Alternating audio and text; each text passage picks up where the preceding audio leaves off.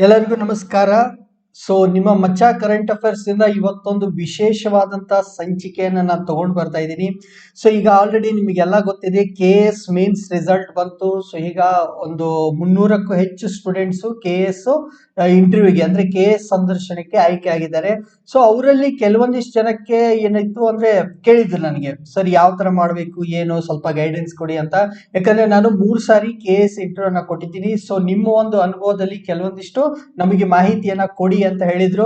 So ಅದಕ್ಕೆ ನಾನು ಏನು ಯೋಚನೆ ಮಾಡಿದೆ ಅಂದ್ರೆ ಸುಮ್ನೆ ಒಂದು ವಿಡಿಯೋ ಮಾಡ್ಬಿಡೋಣ. ಸೊ ನನ್ನ ಒಂದು 3 KS ಸಂದರ್ಶನದ ಅನುಭವ ಯಾವ ತರ ಇತ್ತು ಅನ್ನೋದನ್ನ ಒಂದು ವಿಡಿಯೋ ಮಾಡೋಣ ಅಂತ ಹೇಳಿ ಈ ತರ ವಿಡಿಯೋ ಮಾಡ್ತಾ ಇದ್ದೀನಿ. ಸೊ ಯಾರ್ಯಾರು ನಿಮ್ ಫ್ರೆಂಡ್ಸ್ ಅಲ್ಲಿ ಯಾರ್ಯಾರು ಈ KS ಸಂದರ್ಶನಕ್ಕೆ ಆಯ್ಕೆ ಆಗಿದ್ದಾರಲ್ಲ ಅವರಿಗೆ ನಮ್ಮ ಒಂದು ಬಚ್ಚಾ ಕರೆಂಟ್ ಅಫೇರ್ಸ್ ನ ಈ ವಿಡಿಯೋ ತಲುಪಿಸುವಂತ ಜವಾಬ್ದಾರಿ ನಿಮ್ಮದಾಗಿರುತ್ತೆ.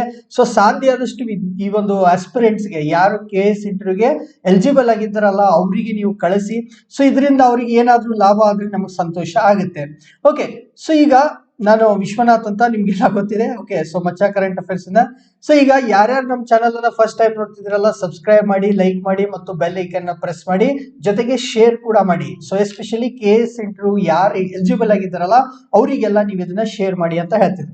ಸೊ ಸ್ಟಾರ್ಟಿಂಗ್ ಅಲ್ಲಿ ನಾನು ಒಂದು ಸೂಚನೆಯನ್ನ, ಒಂದು ಡಿಸ್ಕ್ಲೇಮರ್ ಅನ್ನ ಇಲ್ಲಿ ಕೊಡ್ತಾ ಇದ್ದೀನಿ. ಓಕೆ, ಸೊ ನಾನು 3 ಸಾರಿ KS ಇಂಟರ್ವ್ಯೂನ ಕೊಟ್ಟಿದ್ದೀನಿ ಅಂತ ಹೇಳ್ತಿದ್ದೀನಲ್ಲ, ಸೊ ಅದಕ್ಕೆ ಪುರಾವೆಗಳನ್ನ ಫಸ್ಟ್ ನಾನು ಕೊಡ್ತಾ ಇದ್ದೀನಿ. ಸೊ ಇಲ್ಲಿ ನಾನು ಯಾವ ವರ್ಷ ಯಾವುದು 2011 ನೋಟಿಫಿಕೇಶನ್, 2014 ನೋಟಿಫಿಕೇಶನ್, 2015 ನೋಟಿಫಿಕೇಶನ್, ಅದ್ರ ಜೊತೆಗೆ ನನ್ನ ರಿಜಿಸ್ಟರ್ ನಂಬರ್ ಏನಾಗಿತ್ತು ಮತ್ತೆ ಯಾವ ದಿವಸ ಇಂಟರ್ವ್ಯೂ ನಡೀತಂತ. ಸೊ ಆಕ್ಚುಲಿ ನನ್ನ ಹತ್ರ 2014 ಡಾಕ್ಯುಮೆಂಟ್ ವೆರಿಫಿಕೇಶನ್ ಲೆಟರ್ ಇತ್ತು. ಆ ಇಂಟರ್ವ್ಯೂ ಡೇಟ್ ನನಗೆ ನೆನಪಿಲ್ಲ.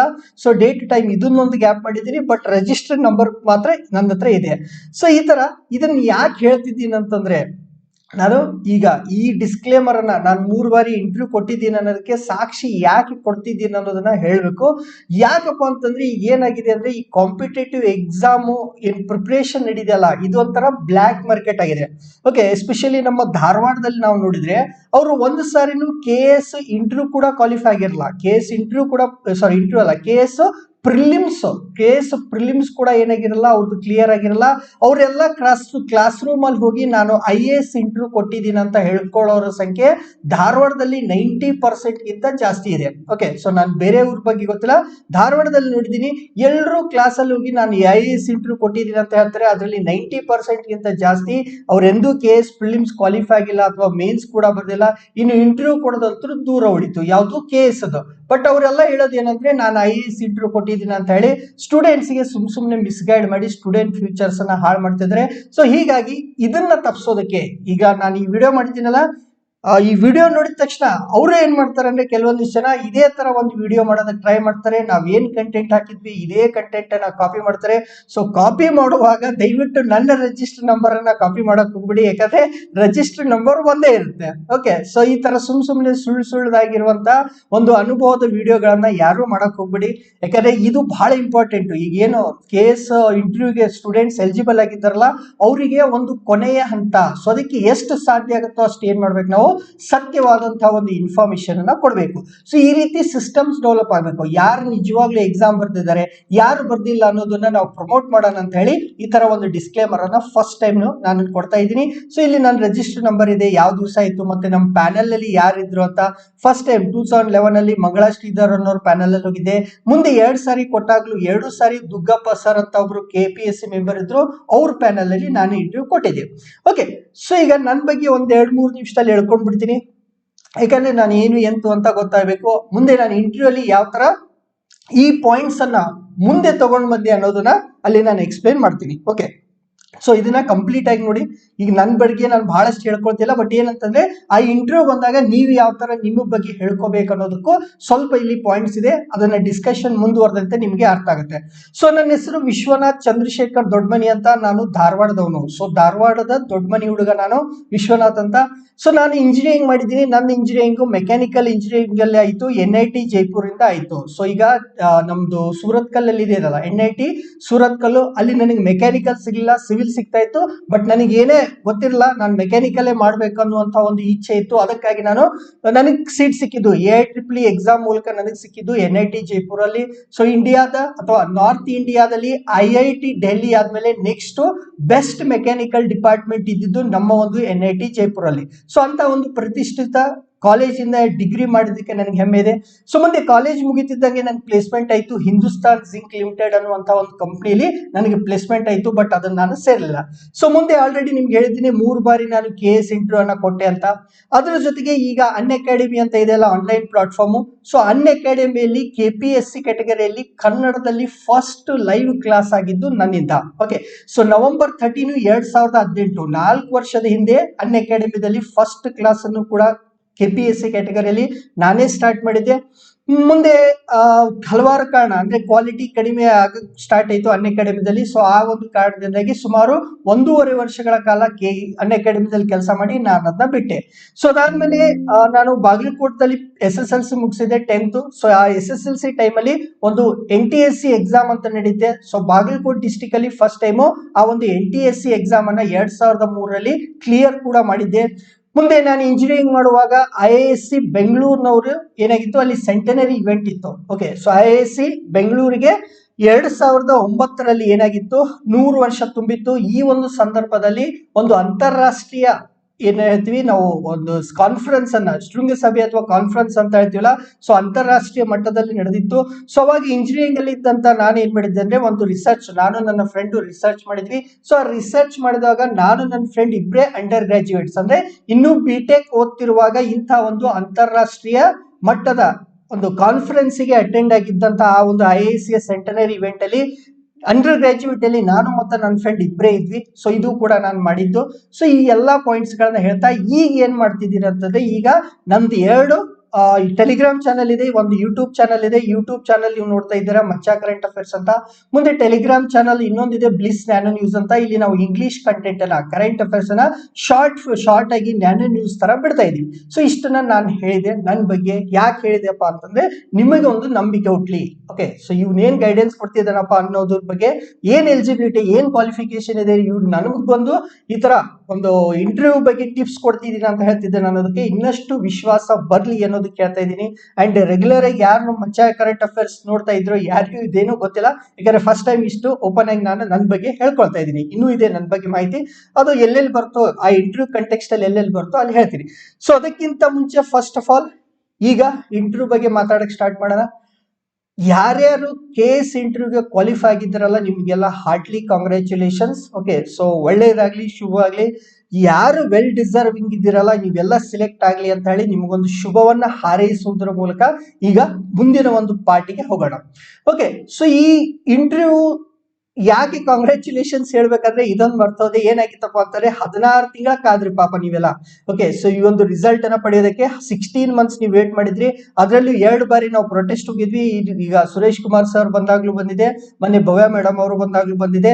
ಸೊ ಏನೋ ಒಂದು, ಯಾಕಂದ್ರೆ ನಾನು ಅನುಭವಿಸಿದ್ನಲ್ಲ, ನನ್ಗೆ ಗೊತ್ತು ಪ್ರತಿ ಸಾರಿ ಇಷ್ಟೇ ಡಿಲೇ ಆಗುತ್ತೆ ಮೇನ್ಸ್ ರಿಸಲ್ಟ್ ಅಂತ. ಏನೋ ಒಂದು ಡಿಲೇ ಮಾಡ್ಕೊಂಡು ಅವರು ಆ ಒಂದು ಟೈಮಲ್ಲಿ ನಿಮ್ಮ ಮಾನಸಿಕವಾಗಿ ಏನ್ ಅನುಭವಿಸಿದ್ದೀರ ಅಂತ ನನಗೆ ಗೊತ್ತು. ಬಟ್ ಆ ಮಾನಸಿಕವಾಗಿ ಅನುಭವಿಸಿದ್ದನ್ನ ನನಗೆ ನೋಡಕ್ಕಾಗಲಿಲ್ಲ. ಹೀಗಾಗಿ ನಂದು ರಿಸಲ್ಟ್ ಇಲ್ಲ, ಆದ್ರೂ ಕೂಡ ನಿಮ್ಗೆ ಸಪೋರ್ಟ್ ಮಾಡೋದಕ್ಕೆ ಆ 2 ದಿವಸ ಕೂಡ ನಾನು ಬಂದಿದೆ. ಓಕೆ, ಸೊ ಇರ್ಲಿ, ಆದ್ರೆ ಅದೆಲ್ಲ ಟೆನ್ಷನ್ ಅನ್ನ ಮರ್ತು ಬಿಡಿ. ರಿಸಲ್ಟ್ ಬಂದಿದೆ, ಇನ್ನೇನು ನಿಮ್ ಇಂಟರ್ವ್ಯೂ ಸ್ಟಾರ್ಟ್ ಆಗಲಿದೆ. ಸೊ ಈಗ ಸ್ಟಾರ್ಟಿಂಗ್ ಇಂದ ಸ್ವಲ್ಪ ಎಕ್ಸ್ಪೀರಿಯನ್ಸ್ ಅನ್ನ ಹೇಳ್ಬೇಕಂತ ಮಾಡಿದ್ದೀನಿ. ಬಟ್ ಏನ್ ಹೇಳ್ಬೇಕು ಅನ್ನೋದು ನನಗೆ ಐಡಿಯಾ ಬರ್ಲಿಲ್ಲ. ಇವತ್ತೇನ್ ಅನ್ಸಿದ್ದು ಇದನ್ನ ಹೇಳ್ತಾ ಇದ್ದೀನಿ. ಮುಂದೆ ಪಾರ್ಟ್ 2 ಅಂತ ನಿಮ್ಗೆ ಏನಾದ್ರು ಬೇಕಾದ್ರೆ ಪಾರ್ಟ್ 2 ಕೂಡ ಮಾಡೋಣ. ಬಟ್ ಇವತ್ತು ನನಗೆ ಅನ್ಸಿದ್ದನ್ನ ಒಂದಿಷ್ಟನ್ನ ಹೇಳ್ಬಿಡ್ತೀನಿ. ಸೊ ಫಸ್ಟ್ ಥಿಂಗ್ ನೀವೇನ್ ಮಾಡ್ಬೇಕಂದ್ರೆ, ನೀವು ಏನೇನು ಡಾಕ್ಯುಮೆಂಟ್ಸ್ ಇದೆಯಲ್ಲ, ಎಲ್ಲಾ ಡಾಕ್ಯುಮೆಂಟ್ಸ್ ಕಾಪೀಸು ಅದನ್ನ ಒರಿಜಿನಲ್ ಪ್ಲಸ್ ಜೆರಾಕ್ಸ್. ನಿಮ್ಗೆ ಆಲ್ರೆಡಿ ಇಂಟರ್ವ್ಯೂ ಕಾಲ್ ಲೆಟರ್ ಅಲ್ಲಿ ಹೇಳ್ತಾರೆ ಯಾವ್ಯಾವ ಡಾಕ್ಯುಮೆಂಟ್ಸ್ ಒರಿಜಿನಲ್ ತಗೊಂಡ್ ಬರ್ಬೇಕು. ಎಲ್ಲ ಒರಿಜಿನಲ್ ಒಂದ್ ಸೆಟ್ ಇರ್ಲೇಬೇಕು, ಪ್ಲಸ್ ಡಾಕ್ಯುಮೆಂಟ್ಸ್, ಅದರ ಜೆರಾಕ್ಸ್, ಅದ್ರ ಮೇಲೆ ಸೆಲ್ಫ್ ಅಟೆಸ್ಟೇಷನ್ ಏನೇನಿದೆಯಲ್ಲ ಅದನ್ನೆಲ್ಲ ದಯವಿಟ್ಟು ಒಂದು ಸಾರಿ ಕನ್ಫರ್ಮ್ ಮಾಡ್ಕೊಳ್ಳಿ. ಅದ್ರ ಜೊತೆಗೆ ನೀವೇನ್ ಮಾಡ್ಬೇಕು, ಒಂದು ನೀಟ್ ಆಗಿರುವಂತ ಫೈಲ್ ಅಲ್ಲಿ ಯಾವ ರೀತಿ ಅವ್ರು ಕೇಳಿದಾರಲ್ಲ. ಸೊ ಫಸ್ಟ್ ಏನ್ ಕೇಳ್ತಾರೆ, ಯೂಶುವಲಿ 10th ಮಾರ್ಕ್ಸ್ ಕಾರ್ಡ್ ಕೇಳ್ತಾರೆ. 10th ಮಾರ್ಕ್ಸ್ ಕಾರ್ಡ್ ಅಲ್ಲಿ ನಿಮ್ ಮಾರ್ಕ್ಸ್ ಯಾರು ನೋಡಲ್ಲ, ನಿಮ್ ಡೇಟ್ ಆಫ್ ಬರ್ತ್ ಕನ್ಫರ್ಮ್ ಮಾಡೋದಕ್ಕೆ. ಸೊ 10th ಮಾರ್ಕ್ಸ್ ಕಾರ್ಡ್ ಕೇಳ್ತಾರೆ. ಅದಾದ್ಮೇಲೆ ಡಿಗ್ರಿ ಬಗ್ಗೆ ಕೇಳ್ತಾರೆ. ಮುಂದೆ ನಿಮ್ದು ಯಾವ್ದಾವ್ದು ರಿಸರ್ವೇಶನ್ ಇದೆಯಾ, ಫಾರ್ ಎಕ್ಸಾಂಪಲ್ SC ಆಗಿರ್ಬೋದು, ST ಆಗಿರ್ಬೋದು, ಮುಂದೆ ಹೈದರಾಬಾದ್ ಕರ್ನಾಟಕ ಆಗಿರ್ಬೋದು, ಮುಂದೆ ಕನ್ನಡ ಮಾಧ್ಯಮದಾಗಿರ್ಬೋದು, ಅಥವಾ ಮಾಜಿ ಸೈನಿಕ ಆಗಿರ್ಬೋದು. ಸೊ ಹೀಗೆ ಒಂದು ಫಾರ್ಮೆಟ್ ಅಲ್ಲಿ ನೀವೇನ್ ಮಾಡ್ಬೇಕು, ಅವನ್ನೆಲ್ಲ ಜೋಡಿಸಿಟ್ಟಿರ್ಬೇಕು. ಸೊ ಅಲ್ಲಿ ಹೇಳ್ತಾರೆ ನಿಮ್ಗೆ ಯಾವ್ದಾದ್ಮೇಲೆ ಯಾವ್ದು ಇಡ್ಬೇಕಂತ ಹೇಳಿ. ಸೊ ಆತರ ನೀವು ಯಾವ ರೀತಿ ಒರಿಜಿನಲ್ಸ್ ಇಟ್ಟಿದ್ದಾರಲ್ಲ ಅದೇ ತರ ನೀವೇನ್ ಮಾಡ್ಬೇಕು, ಈ ಜೆರಾಕ್ಸ್ ಗಳನ್ನ ಬೇಕಿದ್ರೆ ಒಂದೆರಡು ಕಾಪಿ ಎಕ್ಸ್ಟ್ರಾ ಜೆರಾಕ್ಸ್ ಕೂಡ ಒಯ್ಯಿರಿ. ಬಟ್ ಅದನ್ನೆಲ್ಲ ಏನ್ ಮಾಡ್ಬೇಕು, ನೀಟಾಗಿ ಒಂದು ಫೈಲ್ ಅಲ್ಲಿ ಒಯ್ಯಬೇಕು. ಯಾಕಪ್ಪ ಅಂತಂದ್ರೆ ನಿಮ್ ಇಂಟರ್ವ್ಯೂ ಕಾಲ್ ಲೆಟರ್ ಅಲ್ಲಿ ಅಲ್ಲಿ ಒಂದು ವೇಟಿಂಗ್ ರೂಮ್ ಅಲ್ಲಿ ಕೂಡಿಸಿ ವೆರಿಫಿಕೇಶನ್ ಮಾಡುವಾಗ ಈ ಪೇಪರ್ಸ್ ಅನ್ನ ಅರೇಂಜ್ ಮಾಡೋದ್ರೆ ಸ್ವಲ್ಪ ಹೆಡ್ಡೇಕ್ ಆಗುತ್ತೆ. ಇಂಟರ್ವ್ಯೂ ದಿವಸ ಬಹಳ ಬಹಳ ಬಹಳ ಇಂಪಾರ್ಟೆಂಟ್. ಇಂಟರ್ವ್ಯೂ ದಿವಸ ಬಹಳ ಇಂಪಾರ್ಟೆಂಟ್. ಆ ದಿವಸ ದಯವಿಟ್ಟು ಯಾವುದೇ ಒಂದು ನೆಗೆಟಿವ್ ಮೂವ್ಮೆಂಟ್ಗೆ ನೀವು ಒಳಗಾಗಬಾರ್ದು. ಓಕೆ, ಸೊ ಇದಕ್ಕಿಂತ ಇನ್ನೊಂದಿಷ್ಟು ಹೇಳ್ಬೇಕಾದ್ರೆ ಯಾರ್ಯಾರು ಹೊರಗಿನಿಂದ ಬರ್ತಿದ್ರಲ್ಲ, ಯಾರ್ಯಾರು ಹೊರಗಿನ ಅಂದ್ರೆ ಬೆಂಗಳೂರು ಔಟ್ಸೈಡ್ ನಿಂದ ಬರ್ತಿದ್ರಲ್ಲ, ಸಾಧ್ಯ ಆದಷ್ಟು ಒಂದು ದಿವಸ ಮುಂಚಿತವಾಗಿ ಬನ್ನಿ. ಸೊ ಯಾರ್ಯಾರ್ದು ಮಾರ್ನಿಂಗ್ 9:30 ಶೆಡ್ಯೂಲ್ ಇರ್ತಲ್ಲ, ಯಾರ್ದು 9:30 ನೋಡಿ, ಇದೆಲ್ಲ ನನಗೆ ಅವಾಗ ನೆನಪಿರ್ಲಿಲ್ಲ, ಬಟ್ ಫ್ಲೋದಲ್ಲಿ ಬಂದ್ಬಿಡ್ತು. ಸೊ ಯಾರದ್ದು ಬೆಳಗಿನ ಸ್ಲಾಟ್ ಅಲ್ಲಿ ಇದೆಯಲ್ಲ, ನೀವು ಸಾಹಸ ಮಾಡಕ್ ಹೋಗ್ಬೇಡಿ, ನೀವು ಥಮ್ಸ್ ಅಪ್ ಕುಡಿದು ಸಾಹಸ ಮಾಡಕ್ ಹೋಗ್ಬೇಡಿ. 9:30 ಅಂದ್ರೆ 9:30 ಒಳಗಡೆ ನೀವು ಎಲ್ಲಿರ್ಬೇಕು, ಆ KPSC ಬಿಲ್ಡಿಂಗ್ ಒಳಗಡೆ ಇರಬೇಕು. ಸೊ ಬಸ್ ಅಲ್ಲಿ 6 ಗಂಟೆಗೆ ಬರ್ತೀನಿ, 7 ಗಂಟೆಗೆ ಬರ್ತೀನಿ, ಫ್ರೆಂಡ್ ರೂಮ್ಗೆ ಹೋಗಿ ಸ್ನಾನ ಮಾಡ್ತೀನಿ, ಅದೆಲ್ಲ ಸಾಹಸ ಬೇಡ. ಯಾಕಂದ್ರೆ ಆ ದಿವಸ ನೀವು ಹಿಂದಿನ ದಿವಸ ನಿಮ್ಮ ನಿದ್ರೆ ಸರಿಯಾಗಿ ಆಗಿರ್ಬೇಕು. ಆ ದಿವಸ ನಿಮ್ಮ ಮೈಂಡ್ ಏನಾಗಿರ್ಬೇಕು, ಪಾಸಿಟಿವ್ನೆಸ್ ಇಂದ ತುಂಬಿರ್ಬೇಕು. ನಿಮ್ಗೆ ಆಯಾಸ ಆಗಿರ್ಲಿ, ದಣಿವಾಗಿರ್ಲಿ, ಅದು ಯಾವುದು ಆಗಿರ್ಬಾರ್ದು. ಓಕೆ, ಸೊ ಅದಕ್ಕೆ ಏನ್ ಮಾಡ್ಬೇಕು, ಒಂದು ದಿವಸ ಮಾರ್ನಿಂಗ್ ಶೆಡ್ಯೂಲ್ ಇದ್ರೆ ದಯವಿಟ್ಟು ಒಂದು ದಿವಸ ಅಡ್ವಾನ್ಸ್ ಆಗಿ ಬನ್ನಿ. ಓಕೆ, ಸೊ ಈ ತರ ನಿಮ್ ಡಾಕ್ಯುಮೆಂಟ್ಸ್ ಅನ್ನ ಪ್ರಾಪರ್ ಆಗಿ ನೀವೇನ್ ಮಾಡ್ಬೇಕು, ಅರೇಂಜ್ ಮಾಡ್ಕೊಂಡಿರ್ಬೇಕು. ಸೊ ಮುಂದೆ ಸ್ವಲ್ಪ ಇದ್ರ ಬಗ್ಗೆ ಹೇಳ್ತೀನಿ, ನೀಟ್ನೆಸ್ ಬಗ್ಗೆ. So first documents, in case ಯಾವ್ದಾದ್ರು ಡಾಕ್ಯುಮೆಂಟ್ ಸಿಗ್ತಿಲ್ಲ ಅಂತಂದ್ರೆ ದಯವಿಟ್ಟು ಅದನ್ನ ಹುಡುಕಿ. ಯಾಕಂದ್ರೆ ಡಾಕ್ಯುಮೆಂಟ್ ವೆರಿಫಿಕೇಶನ್ KPSC ಅವರು ಬಹಳಷ್ಟು ಸ್ಟ್ರಿಕ್ಟ್ ಆಗಿ ಮಾಡೋದ್ರಿಂದ ಒಂದು ಡಾಕ್ಯುಮೆಂಟ್ ನಿಮ್ದು ಮಿಸ್ ಆಗಿರಬಾರ್ದು. ಸೊ ಅದನ್ನ ಮೊದಲು ಕನ್ಫರ್ಮ್ ಮಾಡ್ಕೊಳ್ಳಿ, ಇವತ್ತೇ ನೋಡ್ಕೊಳ್ಳಿ ಯಾವ್ದಾವ ಡಾಕ್ಯುಮೆಂಟ್ ಇದೆ, ಏನಿದೆ, ಎಲ್ಲದು ನಿಮ್ದು ಹತ್ರ ಒರಿಜಿನಲ್ ಪ್ಲಸ್ ಜೆರಾಕ್ಸ್ ಇದೆ ಅಂತ ನೋಡ್ಕೋಬೇಕು. ನೆಕ್ಸ್ಟ್ ಹೇಳ್ತಾ ಇದ್ನಲ್ಲ, ಹಿಂದಿನ ದಿವಸನೇ ಬನ್ನಿ, ಬೆಳಗಿನ ಸ್ಲಾಟ್ ಇದ್ರೆ ಒಂದ್ ದಿವಸ ಬೆಂಗಳೂರಲ್ಲಿ ಉಳ್ಕೊಳ್ಳಿ. ಓಕೆ, ಸೊ ಯಾವುದೇ ರೀತಿಯಾದಂತ ಆಯಾಸ ಅಥವಾ ನಿಮ್ಮಲ್ಲಿ ಮುಖದ ಮೇಲೆ ಕಾಣಬಾರ್ದು. ಸೊ ಗಂಡ್ ಮಕ್ಳು ಕಂಪ್ಲೀಟ್ ಆಗಿ ಕ್ಲೀನ್ ಶೇವ್, ಅಥವಾ ಮೀಸೆ ಬಿಟ್ರೆ ಮೀಸೆ ಬಿಡಿ, ಬಟ್ ಏನು ಶೇವ್ ಕರೆಕ್ಟ್ ಆಗಿರ್ಬೇಕು, ಕೂದಲು ನೀಟ್ ಆಗಿರ್ಬೇಕು. ಮುಂದೆ ನೀವು ತಗೊಂಡು ಬಂದಂತಹ ಬಟ್ಟೆ ನಾವೇನ್ ಮಾಡ್ಬಿಡ್ತೀವಿ, ಐರನ್ ಮಾಡಿಸ್ಕೊಂಡಿರ್ತೀವಿ, ಬ್ಯಾಗ್ ಅಲ್ಲಿ ಪ್ಯಾಕ್ ಮಾಡ್ತಾ ಮಾಡ್ತಾ ಇವನ್ ಹಾಕೊಂಡಾಗ್ಲೂ ಕೂಡ ಐರನ್ ಮಾರ್ಕ್ ಕಾಣುವಂತಿರುತ್ತೆ. ಸೊ ಆ ತರ ಇರಬಾರ್ದು. ಫುಲ್ ಸ್ಲೀವ್ ಶರ್ಟ್ ಹಾಕೊಳ್ಳಿ. ಓಕೆ, ಯೂಶುವಲಿ ಯಾಕಂದ್ರೆ ನನ್ನ ಫ್ರೆಂಡ್ ಒಬ್ರು ಹಾಫ್ ಸ್ಲೀವ್ ಶರ್ಟ್ ಹಾಕೊಂಡು ಬಂದು ಈಗ ತಹಶೀಲ್ದಾರ್ KS ಇದ್ದಾರೆ, ಬಟ್ ಅದು unexpected. But usually KPSC expect ಮಾಡೋದು, ಅಥವಾ ಯಾವುದೇ ಒಂದು ಇಂಟರ್ವ್ಯೂ ನೀವು ಕೊಡ್ತಾ ಇದ್ದೀರಿ ಅಂತಂದ್ರೆ ನಿಮ್ ಡ್ರೆಸ್ ಕೋಡ್ ಒಂದು ಡೀಸೆಂಟ್ ಆಗಿರ್ಬೇಕು. ಜಗ್ಮಗ ಕಲರ್ ಇರೋದು ಬೇಡ. ಸೊ ವೈಟ್ ಅಥವಾ ಯಾವುದೋ ಒಂದು ಕ್ರೀಮ್ ಲೇಯರು, ಸೊ ಆದಷ್ಟು ಅಥವಾ ಲೈಟ್ ಆಗಿ ಚೆಕ್ಸ್ ಆಗಿದ್ರೆ ಅಂತ ಒಂದು ಶರ್ಟ್ ಹಾಕೊಳ್ಳಿ, ಡೀಸೆಂಟ್ ಕಲರ್ ಪ್ಯಾಂಟ್ ಹಾಕೊಳ್ಳಿ, ಶೂ ಹಾಕೊಳ್ಳಿ, ಬೆಲ್ಟ್ ಹಾಕೊಳ್ಳಿ. ಕೆಲವೊಂದಿಷ್ಟು ಜನ ಕೋಟು ಸೂಟು ಬೂಟ ಹಾಕೊಂಡ್ ಬಂದ್ರು, ಅದು ಪರವಾಗಿಲ್ಲ. ಬಟ್ ದಯವಿಟ್ಟು ಯಾರು ಹಾಫ್ ಸ್ಲೀವ್ಸ್ ಅಲ್ಲಿ ಬರಕ್ ಹೋಗ್ಬಿಡಿ. ನನ್ನ ಫ್ರೆಂಡ್ ಅದೇ ತರ ಬಂದ, ಬಟ್ ತಹಶೀಲ್ದಾರ್ ಆದ ಪ್ರಾಬ್ಲಮ್ ಇಲ್ಲ. ಓಕೆ, ಸೊ ಆದ್ರೂ ಕೂಡ ಏನಂತಂದ್ರೆ ಇದೊಂದು ಡೀಸೆನ್ಸಿ. ಆಮೇಲೆ ತಾಯಂದ್ರು ಹೆಣ್ಮಕ್ಳು ಏನ್ ಮಾಡ್ಬೇಕಂತಂದ್ರೆ, ನೀವು ಸಾರಿ ಇದ್ರೆ ಸಾರಿ ಹಾಕೊಳ್ಳಿ, ಅಥವಾ ಇದೇನು ಚೂಡಿದಾರ್ ಅಂತ ಹೇಳ್ತೀವಲ್ಲ, ಸಲ್ವಾರ್ ಕಮೀಜು, ಅದು ಹಾಕೊಳ್ಳಿ. ಬಟ್ ಅದ್ರ ಕಲರು ಮತ್ತೆ ಅದರ ಒಂದು ಅಂದ್ರೆ ನೀವು ನೋಡಿದ ತಕ್ಷಣ ನಿಮ್ಮಲ್ಲಿ ಒಂದು ಆಫೀಸರ್ ಕಳೆ ಕಾಣಬೇಕು. ಓಕೆ, ಸೊ ಒಬ್ಬ ಅಸಿಸ್ಟೆಂಟ್ ಕಮಿಷನರ್ ಅಥವಾ ತಹಶೀಲ್ದಾರ್ ಅಥವಾ ಯಾವುದೋ ಒಂದು ಗ್ರೂಪ್ B ಪೋಸ್ಟ್ ಹೋಗುವಂತ ವ್ಯಕ್ತಿಗೆ ಈ ಯಾವ ತರ ಕಾಣಬೇಕಲ್ಲ ಆ ತರ ಮಾಡ್ಕೊಳ್ಳಿ. ಸೊ ದಯವಿಟ್ಟು ಕಲರ್ ಬಗ್ಗೆ ಸ್ವಲ್ಪ ನೀವು ಸೆನ್ಸಿಟಿವ್ ಆಗಿರಿ. ಆಮೇಲೆ ತಾಯಂದ್ರೆ ನೀವು ಯಾರು ಜಾಸ್ತಿ ಮೇಕಪ್ ಮಾಡ್ಕೊಳಕ್ ಹೋಗ್ಬಿಡಿ, ಅಲ್ಲಿ ಯಾರನ್ನು ನಾವು ಇಂಪ್ರೆಸ್ ಮಾಡೋದಿಲ್ಲ. ಅಲ್ಲೇನಿದೆ ಅಂತಂದ್ರೆ ಡೀಸೆಂಟ್ ಆಗಿ ಮೇಕಪ್ ಮಾಡ್ಕೊಳ್ಳಿ. ನಿಮ್ಗೆ ಅಷ್ಟು ಬೇಕಾಗಿದ್ರೆ ಡೀಸೆಂಟ್ ಆಗಿ ಮೇಕಪ್ ಮಾಡ್ಕೊಳ್ಳಿ, ಬಟ್ ಮೇಕಪ್ ಕೂಡ ಜಾಸ್ತಿ ಆಗಿರ್ಬಾರ್ದು. ಸೊ ನಿಮ್ ಡ್ರೆಸ್ ಕೋಡ್ ಬಗ್ಗೆನೂ ಕೂಡ ನೀವು ಸ್ವಲ್ಪ ನೋಡ್ಕೊಳ್ಳಿ. ಸೊ ಇದೇನು ಅಷ್ಟು ಇಂಪಾರ್ಟೆಂಟ್ ಆಗಲ್ಲ, ಆಲ್ರೆಡಿ ಬಹಳಷ್ಟು ಜನ ಹೇಳ್ತಾರೆ, ಅದನ್ನ ನಾನು ಹೇಳೋದ್ರಿಂದ ಏನು ಯೂಸ್ ಇಲ್ಲ. ಸೊ ಈಗ ಮೋಸ್ಟ್ ಇಂಪಾರ್ಟೆಂಟ್ ಟಿಪ್ಸ್ಗೆ ಬರೋಣ. ಓಕೆ, ಸೊ ಇವತ್ತು ಆಗಸ್ಟ್ 4. ಓಕೆ, ಇವತ್ತು ಆಗಸ್ಟ್ 4.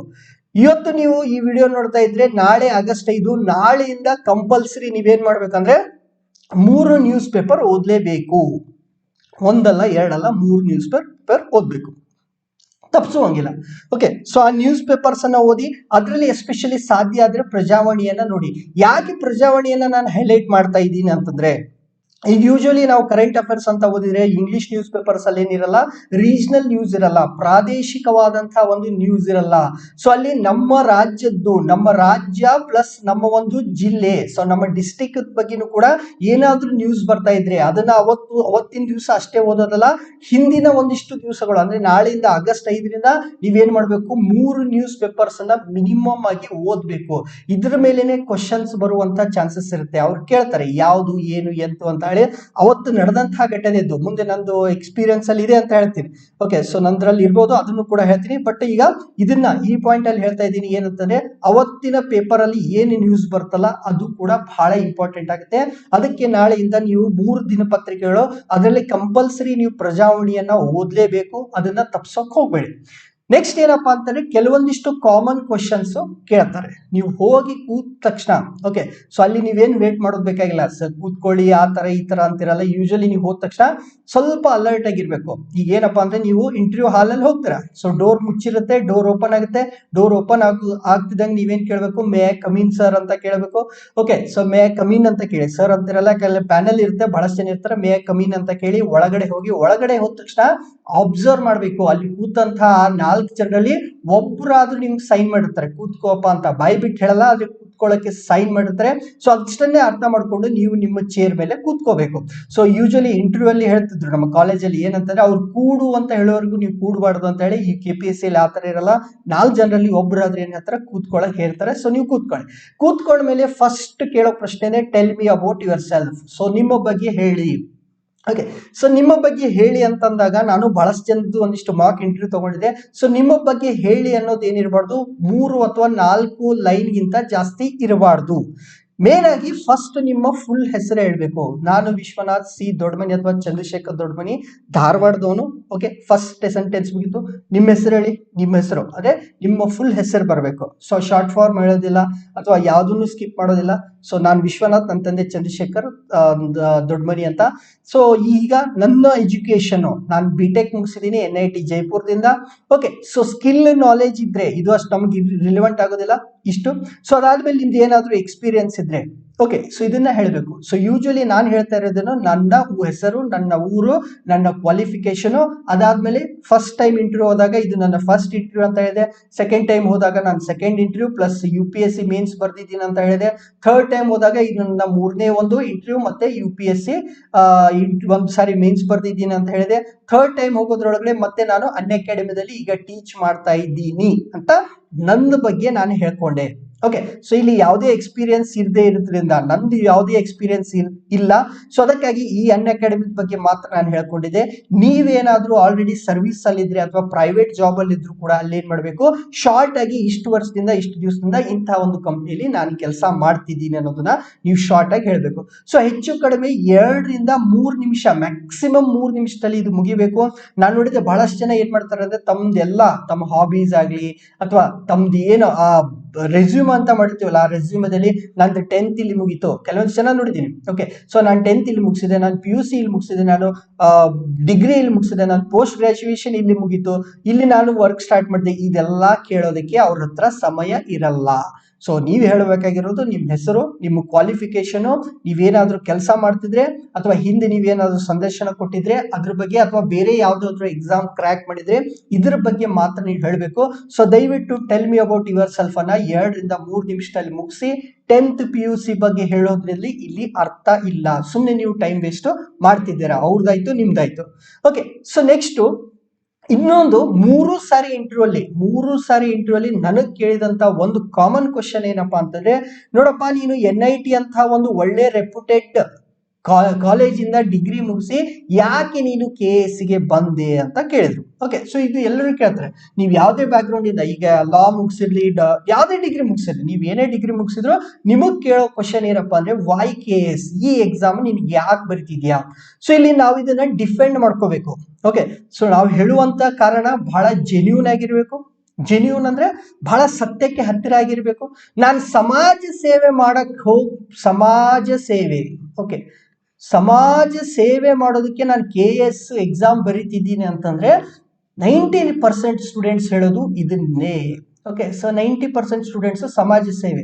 ಸೊ UPSC ಅಲ್ಲಿ ಏನಾದ್ರು ಆ ಇಂಟರ್ವ್ಯೂ ನೀವು ಸಮಾಜ ಸೇವೆ ಮಾಡೋದಾದ್ರೆ ಹೋಗಿ ನೀನು ಸಮಾಜ ಸೇವಕ ಆಗು. ಇಲ್ಲಿ ಯಾಕೆ ಬರ್ತೀಯ? ಇದೊಂದೇ ಆಪ್ಷನ್ ಇದೆ. ಸಮಾಜ ಸೇವೆ ಮಾಡ್ಬೇಕಾದ್ರೆ 108 ದಾರಿ ಇದೆ. ಅದಕ್ಕೆ KS ಒಂದೇ ಅಲ್ಲ ಅಥವಾ IAS ಒಂದೇ ಅಲ್ಲ ಅಂತ ಹೇಳಿ ಅಲ್ಲಿ ಹೊರಗಡೆ ಕಳಿಸ್ತಾರೆ. ಸೊ ಅದಕ್ಕೆ ನೀವು ಯಾಕೆ KS ಆಗ್ಬೇಕಂತಿದ್ದೀರಿ ಅನ್ನೋದಕ್ಕೆ ಏನಿರ್ಬೇಕು, ಒಂದು ಜೆನ್ಯೂನ್ ಆದಂತಹ ಕಾರಣ ಇರಬೇಕು. ಸೊ ನನ್ನ ಕೇಸಲ್ಲಿ ಇರುವಂತಹ ನನ್ನ ಕಾರಣವನ್ನ ನಿಮ್ಗೆ ಹೇಳ್ತೀನಿ. ಸೊ ನಿಮ್ಗೆ ಐಡಿಯಾ ಬರ್ಬೋದು. ಓಕೆ, ಸೊ ಇಲ್ಲಿ ಏನ್ ಹೇಳ್ತಾ ಇದ್ದೀನಿ ಅಂದ್ರೆ, ನೀವು ಯಾಕೆ KS ಸಮಾಜ ಸೇವೆ ಬಿಟ್ಬಿಡಿ. ಸಮಾಜ ಸೇವೆ ಮಾಡ್ತೀನಿ ಅಂದ್ರೆ ಆಯ್ತು, ಸಮಾಜ ಸೇವೆ ಮಾಡಪ್ಪ, ನೀನು ಹೆಂಗಿದ್ರು ಏನ KS ಆಗ್ಬೇಕಂತಾನೆ ಇಲ್ಲ ಅಂತ ಅವ್ರ ಕಾರಣ ಕೊಡ್ಬೋದು. ಸೊ ಅದಕ್ಕೆ ಇಲ್ಲಿ ಬಹಳಷ್ಟು ಗಂಭೀರವಾಗಿ ಯೋಚನೆ ಮಾಡಿ, ನೀವು ಯಾಕೆ KS ಆಗ್ಬೇಕು. ಸೊ ನಾನೇನ್ ಹೇಳ್ತಿದ್ದೆ ಅಂತಂದ್ರೆ, ಇದು ನಮ್ಮ ಅಜ್ಜಿ ಫೋಟೋ, ನಮ್ಮ ತಂದೆ, ಇವರು ನಮ್ಮ ತಂದೆ. ಓಕೆ, ಸೊ ನಮ್ಮ ಅಜ್ಜಿ ಇವರು ಏನಂತಂದ್ರೆ ಫ್ರೀಡಮ್ ಫೈಟರ್, ಇವರು ಸ್ವಾತಂತ್ರ್ಯ ಯೋಧರಾಗಿದ್ರು. ಇವ್ರ ಅಣ್ಣ, ನಮ್ಮ ಅಜ್ಜಿ ಅಣ್ಣ, ಅವರು ಬ್ರಿಟಿಷರ ಟೈಮ್ ನಲ್ಲಿ ಅಸಿಸ್ಟೆಂಟ್ ಕಮಿಷನರ್ ಆಗಿ ಕೆಲಸ ಮಾಡಿದ್ರು. ಓಕೆ, ಸೊ ಇಲ್ಲಿ ಏನ್ ಹೇಳ್ತಿದ್ದೀನಿ ಅಂದ್ರೆ, ನಮ್ಮ ಅಜ್ಜಿ, ನಮ್ಮ ಅಪ್ಪನ ತಾಯಿ, ಅವ್ರು ಏನಂತಂದ್ರೆ ಬ್ರಿಟಿಷ್, ಅವ್ರ ಅಣ್ಣ, ನಮ್ಮ ಅಜ್ಜಿ ಫ್ರೀಡಮ್ ಫೈಟರ್, ಬಟ್ ಅವ್ರ ಅಣ್ಣ ಬ್ರಿಟಿಷ್ ಆಡಳಿತದಲ್ಲಿ ಅಸಿಸ್ಟೆಂಟ್ ಕಮಿಷನರ್ ಆಗಿ ಕೆಲಸ ಮಾಡ್ತಿದ್ರು. ಸೊ ಆ ಒಂದು ಇನ್ಫ್ಲೂಯೆನ್ಸ್ ಯಾರ ಮೇಲೆ ಆಯ್ತು? ನಮ್ಮ ಅಜ್ಜಿ ಮೇಲೆ ಆಯ್ತು, ಮುಂದೆ ನಮ್ಮ ತಂದೆ ಮೇಲೇನಾಯ್ತು. ಸೊ ನಮ್ಮ ತಂದೆನೂ ಕೂಡ 1970ರ ದಶಕದಲ್ಲಿ ಅವರು ಕೂಡ ಒಂದ್ಸಾರಿ KS ಇಂಟರ್ವ್ಯೂ ಕೊಟ್ಟಿದ್ರು. ಮುಂದೆ ಅವ್ರು ಏನಾಗ್ತಾರೆ, ಲೆಕ್ಚರ್ ಆಗ್ತಾರೆ. ಸೊ ಹೀಗಾಗಿ ನನ್ನ ಫ್ಯಾಮಿಲಿಯಲ್ಲಿ ಇವಾಗ್ಲೂ ಕೂಡ ನನ್ನ ಇಬ್ರು ಅಕ್ಕ KS ಆಫೀಸರ್ಸ್ ಇದ್ದಾರೆ. ನಮ್ಮ ಕಸಿನ್ ಒಬ್ರು, ಅವ್ರ ಗಂಡ, ಇಬ್ರು ಏನಂತಂದ್ರೆ ಅವರು IAS ಆಗಿದ್ದಾರೆ. ಸೊ ನಮ್ಮ ಚಿಕ್ಕಪ್ಪ, ಹೀಗೆಲ್ಲ ಫ್ಯಾಮಿಲಿಯಲ್ಲಿ ನಾವು ಬಹಳಷ್ಟು ಜನ ಏನ್ ಮಾಡಿದ್ವಿ, ಈ KS IAS ಅಂತ ಹೇಳಿ ಈ ಒಂದು ಎಕ್ಸಾಮ್ ಬಗ್ಗೆ ಬಹಳಷ್ಟು ನಮ್ಮ ಮನೆಯಿಂದ ಆ ಒಂದು ಕಲ್ಚರ್ ಬೆಳೆದಿತ್ತು. ಸೊ ಹೀಗಾಗಿ ನಾನು ಇದನ್ನ ಅವ್ರಿಗೆ ಹೇಳ್ತಿದ್ದೆ, ಇಲ್ಲ ನಮ್ಮ ಅಜ್ಜಿ ಅವ್ರ ಅಣ್ಣ ಅಸಿಸ್ಟೆಂಟ್ ಕಮಿಷನರ್ ಆಗಿದ್ರು ಬ್ರಿಟಿಷರ ಕಾಲದಲ್ಲಿ. ಮುಂದೆ ನಮ್ಮ ತಂದೆಗೂ ಕೂಡ KS ಆಫೀಸರ್ ಆಗ್ಬೇಕನ್ನುವಂತ ಇಚ್ಛೆ ಇತ್ತು, ಬಟ್ ಅವರಿಂದ ಕೈಗೊಳ್ಳಿಲ್ಲ. ಹೀಗಾಗಿ ನಮ್ಮ ಅಕ್ಕ ಇಬ್ರು ಆದ್ರು, ಬಟ್ ನಾನು ಕೂಡ ಅದೇ ಆಗ್ಬೇಕಂತ ಇದ್ದೀನಿ. ಯಾಕಂದ್ರೆ ನನಗೆ ಈ ಒಂದು ಜಾಬ್ ಬಿಟ್ರೆ ಬೇರೆ ಜಾಬ್ ಅಲ್ಲಿ ಆ ಒಂದು ಸ್ಯಾಟಿಸ್ಫ್ಯಾಕ್ಷನ್ ಸಿಗಲ್ಲ. ಯಾವ ರೀತಿ ನಮ್ಮ ಫ್ಯಾಮಿಲಿ ಮೆಂಬರ್ಸ್ ಈ KS ಪೋಸ್ಟ್ ಅಲ್ಲಿ ಇದ್ಕೊಂಡು ಸ್ಯಾಟಿಸ್ಫ್ಯಾಕ್ಷನ್ ಅನ್ನ ಪಡೆದಿದ್ದಾರಲ್ಲ, ಅಂತ ಒಂದು ಸ್ಯಾಟಿಸ್ಫ್ಯಾಕ್ಷನ್ ನನಗೂ ಬೇಕು. ಓಕೆ, ದುಡ್ಡು ಮಾಡೋದಕ್ಕೆ 108 ದಾರಿ ಇದೆ, ಬಟ್ ಈ ಜನಸೇವೆ ಮಾಡೋದ್ರಿಂದ ಅಥವಾ ಈ ಒಂದು ರೀತಿಯಾಗಿ ಕೆಲಸ, ಈ ಪೋಸ್ಟ್ ಅಲ್ಲಿ ಇದ್ದು ಮಾಡುವಂತ ಕೆಲಸದ ಸ್ಯಾಟಿಸ್ಫ್ಯಾಕ್ಷನ್ ಅನ್ನ ಅನುಭವಿಸೋದಕ್ಕೆ ನಾನು ಈ ಎಕ್ಸಾಮ್ ಅನ್ನ ಬರ್ದಿದ್ದೀನಿ ಅಂತ ಹೇಳ್ತಾ ಇದ್ದೆ. ಸೊ ಈ ರೀತಿ ನೀವು ಏನು ಕಾರಣ ಕೊಡ್ತಿರಲ್ಲ, ಈ ಕಾರಣ ಕೊಡುವಾಗ ಏನಾಗಿರ್ಬೇಕು, ಅಲ್ಲಿ ಸ್ವಲ್ಪ ನೈಜತೆ ಇರಬೇಕು. ಓಕೆ, ಸೊ ಸಮಾಜ ಸುಧಾರಿಸ್ತೀನಿ, ಒಳ್ಳೇದನ್ನ ಮಾಡ್ತೀನಿ, ಬಡವರಿಗೆ ಇದನ್ನ ಮಾಡ್ತೀನಿ, ಅದೆಲ್ಲ ಬಿಟ್ಬಿಡಿ. ಅದು ಯೂಶುವಲಿ ಎಲ್ಲರೂ ಹೇಳ್ತಾರೆ, ಅಲ್ಲಿ ನಿಮ್ ಬಗ್ಗೆ ಇಂಪ್ರೆಷನ್ ಸರಿ ಬರಲ್ಲ. ಇವ್ರು ಸುಮ್ಮನೆ ಒಂದು ರೀಸನ್ ಕೊಡ್ತಿದ್ದಾರೆ ಅಂತ ಅನ್ಕೊಳ್ತಾರೆ. ಸೊ ಆ ಮಿಸ್ಟೇಕ್ ನೀವು ಮಾಡಕ್ ಹೋಗ್ಬಿಡಿ. ಸೊ ಬಟ್ ಇಲ್ಲ, ಇಂಥ ಇನ್ಫಾರ್ಮೇಶನ್ ಕೊಟ್ಟಾಗ ನಾನು ಯಾವುದೇ ಸಂದರ್ಶನದಲ್ಲಿ ಕೆಲವೊಂದಿಷ್ಟು ನನ್ನ ಬಗ್ಗೆ ಇರೋದನ್ನ ಹೇಳಿಲ್ಲ. ಸೊ ನಾನು KS ಮಾಡ್ಬೇಕು ಅನ್ನೋದ್ರ ಹಿಂದೆನೂ ಒಂದು ಏನಿತ್ತು, ಒಂದು ಏನು ಎಕ್ಸ್ಪೀರಿಯನ್ಸ್ ಇತ್ತು. ಸೊ ನಾನು ಏನ್ ಮಾಡಿದ್ದೆ ಅಂದ್ರೆ, ನನ್ನ ಇಂಜಿನಿಯರಿಂಗ್ ಟೈಮ್ ಅಲ್ಲಿ ನರ್ಮದಾ ಬಚಾವ್ ಆಂದೋಲನಕ್ಕೆ ಹೋಗಿದೆ. ಸೊ ಇಲ್ಲಿ 2007ರ ಫೋಟೋ ಇದು. 2007, 15 ವರ್ಷದ ಹಿಂದಿನ ಫೋಟೋ. ಸೊ 2007ರಲ್ಲಿ ಅಣ್ಣಾ ಹಜಾರೆ ಅವ್ರನ್ನ ಮೀಟ್ ಆಗಿದೆ. ಇವರು ಮೇಧಾ ಪಾಟ್ಕರ್ ಅಂತ ನರ್ಮದಾ ಬಚಾವ್ ಆಂದೋಲನದ ಮುಖ್ಯಸ್ಥೆ. ಸೊ ಇವ್ರ ಜೊತೆಗೆ ಹೆಚ್ಚು ಕಡಿಮೆ 1 ಮಂತ್ ನಾನು ಸ್ಪೆಂಡ್ ಮಾಡಿದ್ದೆ.